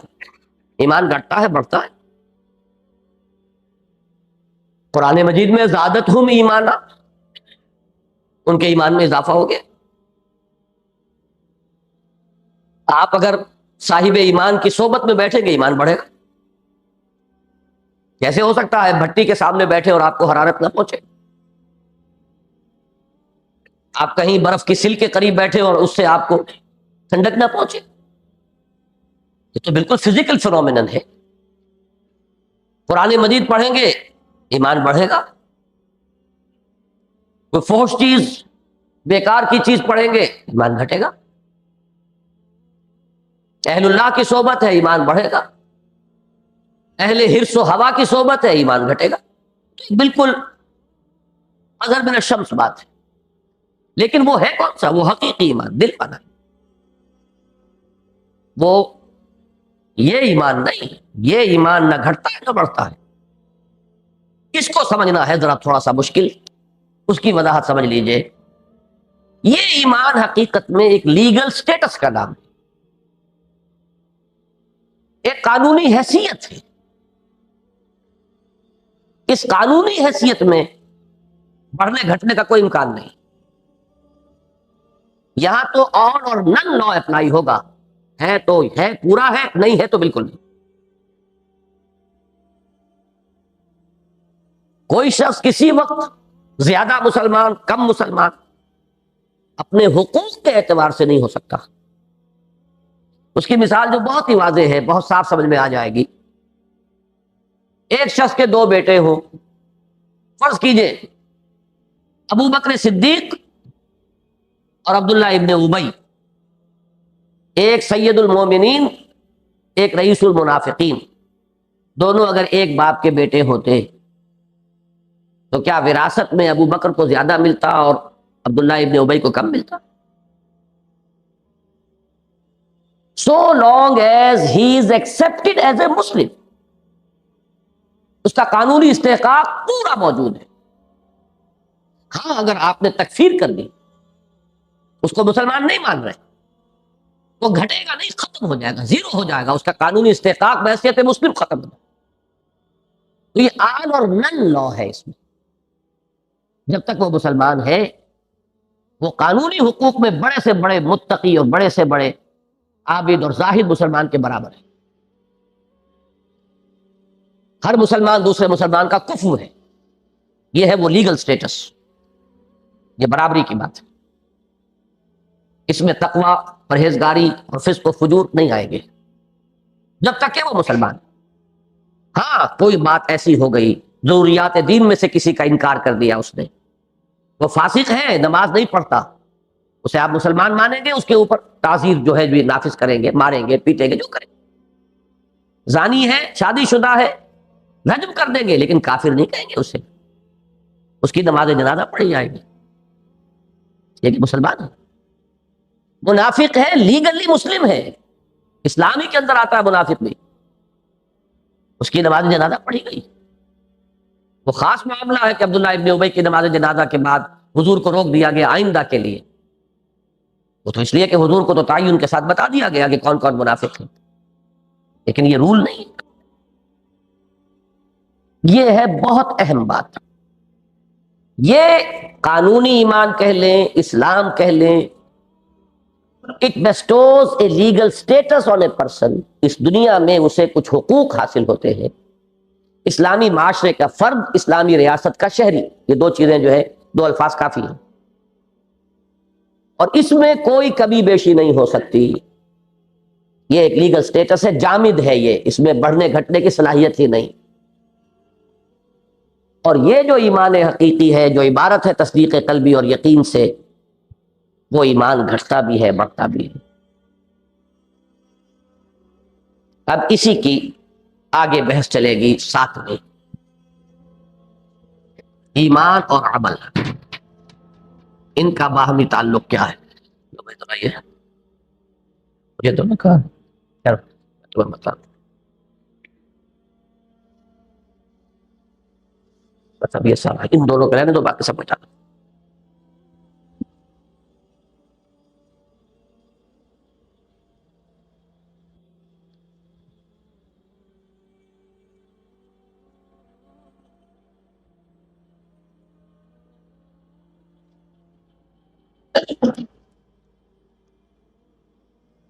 یہ بھی امام ابو حنیفہ رحمۃ اللہ علیہ اور امام بخاری رحمۃ اللہ علیہ سے جو منسوب موقف ہیں ان میں بات آ چکی ہے کہ امام ابو حنیفہ کے نزدیک ایمان صرف قول کا نام ہے، الایمان قول،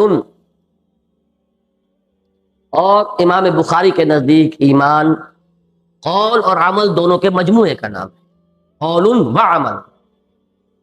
اب اس بات کو سمجھیے، ایمان حقیقی جب ہم کہتے ہیں کہ دل میں ایک یقین کی کیفیت سے اختیار کرتا ہے، تو ممکن نہیں ہے کہ وہ عمل پر اثر انداز نہ ہو۔ کم و بیش تو ہو سکتا ہے، وہ انسان کی نفسیاتی صحت یا مرض کی کیفیت پر اس کا دار و مدار ہوگا۔ جیسے انسان کی جسمانی صحت ہے، جتنا قوی ہے توانا ہوگا تیز چلے گا، کمزور ہے آہستہ آہستہ چلے گا، بیمار ہے گھسٹ کے چلے گا۔ اسی طرح انسان کے اندر ایک قوت ارادی ہے، یہ اس کی ایک نفسیاتی کیفیت ہے، اس کی کمی بیشی سے عمل کی کمی بیشی تو ہو سکتی ہے۔ یہ ممکن نہیں ہے کہ دل میں یقین ہو اور وہ سرے سے اثر انداز نہ ہو انسان کے عمل پر، امپاسبل۔ جیسے جیسے وہ دل کا یقین بڑھے گا عمل بھی بڑھے گا۔ یقین ہو کہ اللہ دیکھ رہا ہے تو کیسے اللہ کے حکم کو توڑے گا؟ 2 ٹکے کا سپاہی کھڑا ہو تو ٹریفک رولز کو آدمی نہیں توڑتا۔ اللہ دیکھ رہا ہو، یہ یقین ہو، تو پھر کیسے انسان اللہ تعالیٰ کے کسی حکم کو توڑے گا؟ بلکہ میں کہا کرتا ہوں کہ ظن جو ہے وہ بھی اثر انداز ہوتا ہے عمل پر۔ ہر انسان جانتا کہ ہر سانپ زہریلا نہیں ہوتا، لیکن ایک ظن، ایک گمان ہے کہ ہو سکتا ہے یہ کمبخت زہریلا ہو، تو بچیں گے آپ ہر ایک سے ہی۔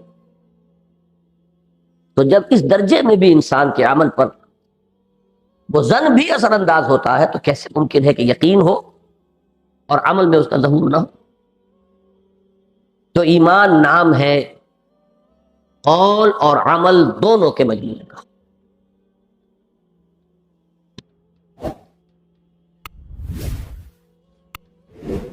اسی لیے قرآن مجید میں فرمایا گیا، یا ایھا الذین آمنوا لم تقولون ما لا تفعلون کبر مقتا عند اللہ ان تقولوا ما لا تفعلون، اہل ایمان کیوں کہتے ہو جو تم کرتے نہیں؟ اللہ کے غضب کو بھڑکانے والی ہے یہ بات کہ تم کہو جو کچھ کے کرتے نہیں، قول و عمل کا تضاد۔ یہ در حقیقت ثبوت ہے ایمان کے ضعف کا یا ایمان کے معدوم ہونے کا۔ اسی میں اب آپ درج کر لیجئے حدیثیں، وہ جو کتاب چاہے نجات کی راہ سورۃ العصر کی روشنی میں، اس کے آخر میں یہ حدیثیں ہیں، اور جگہ پر آپ کو تلاش کرنا مشکل ہو جائے گا، وہاں سے آپ کو مل جائیں گی، متفق علیہ روایات۔ واللہ لا یؤمنو واللہ لا یؤمنو واللہ لا یؤمنو، خدا کی قسم وہ مومن نہیں، خدا کی قسم وہ مومن نہیں، خدا کی قسم وہ مومن نہیں۔ قیل من یا رسول اللہ، پوچھا گیا حضور کون؟ قال، فرمایا الذی لا یأمن جارہ بوائقہ، فرمایا وہ شخص جس کی ایذا رسانی سے اس کا پڑوسی امن میں نہیں ہے۔ دیکھیے امنا، امن یامنو، امنن یامنو، امن میں ہونا۔ الذی لا یأمن جارہ بوائقہ، وہ شخص کہ جس کی ایذا رسانیوں سے اس کا پڑوسی امن میں نہیں۔ بتائیے عمل کو ایمان سے کیسے جدا کریں گے؟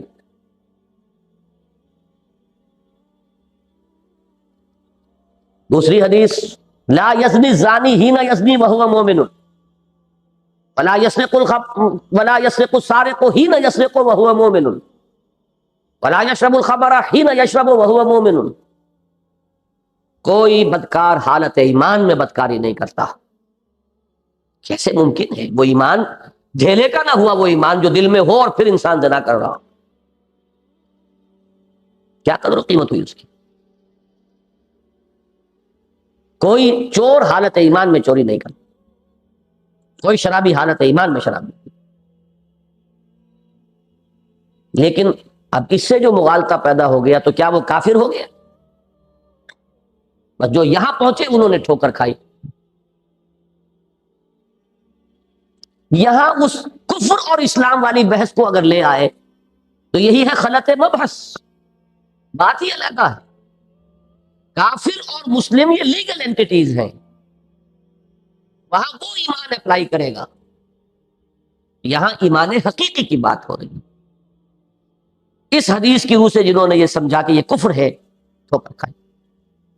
اور یہی ہمارے ہاں کچھ جو ذرا متشددانہ مزاج کے لوگ ہوتے ہیں، وہ اس معاملے کے اندر تشدد پر اتر آتے ہیں، اور ایسی احادیث سے وہ فتوے جب لگانے شروع کرتے ہیں تو وہ بات بہت دور نکل جاتی ہے۔ یہ ایمان حقیقی کی بات ہے، یہ ایمان قانونی کی بات نہیں ہے۔ ایمان قانونی کے لیے بات وہ صحیح ہے جو امام ابو حنیفہ فرماتے ہیں یا الایمان قول فقط، ایمان نام ہے صرف قول کا۔ کیا معنی اس کے ہوئے، ذرا اس کو بھی سمجھ لیجیے۔ اس کا یہ مطلب نہیں کہ قادیانی بھی کلمہ شہادت پڑھتے ہو تو وہ تو مسلمان مانے جانے چاہیے۔ کوئی شخص جو کلمہ شہادت ادا کر رہا ہو اور اس کے بارے میں ہمیں کوئی اور بات معلوم نہ ہو، وہ لازماً مسلمان سمجھا جائے گا۔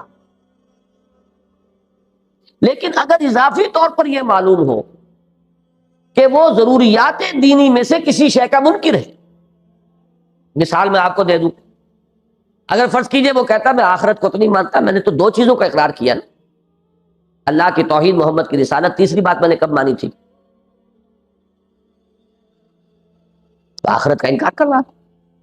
یا میں نے اللہ کو مانا تھا، لا الہ الا اللہ کہا تھا، میں نے یہ کب کہا تھا کہ اللہ علی کل شیء قدیر بھی ہے؟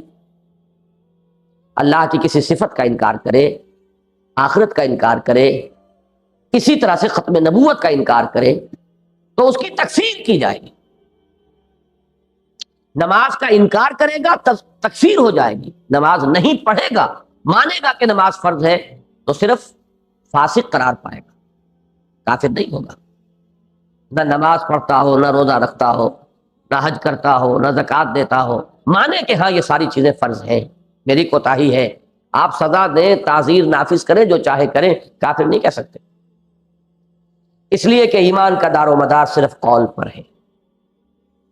الایمان قول، لیکن یہ ہے لیگل ایمان۔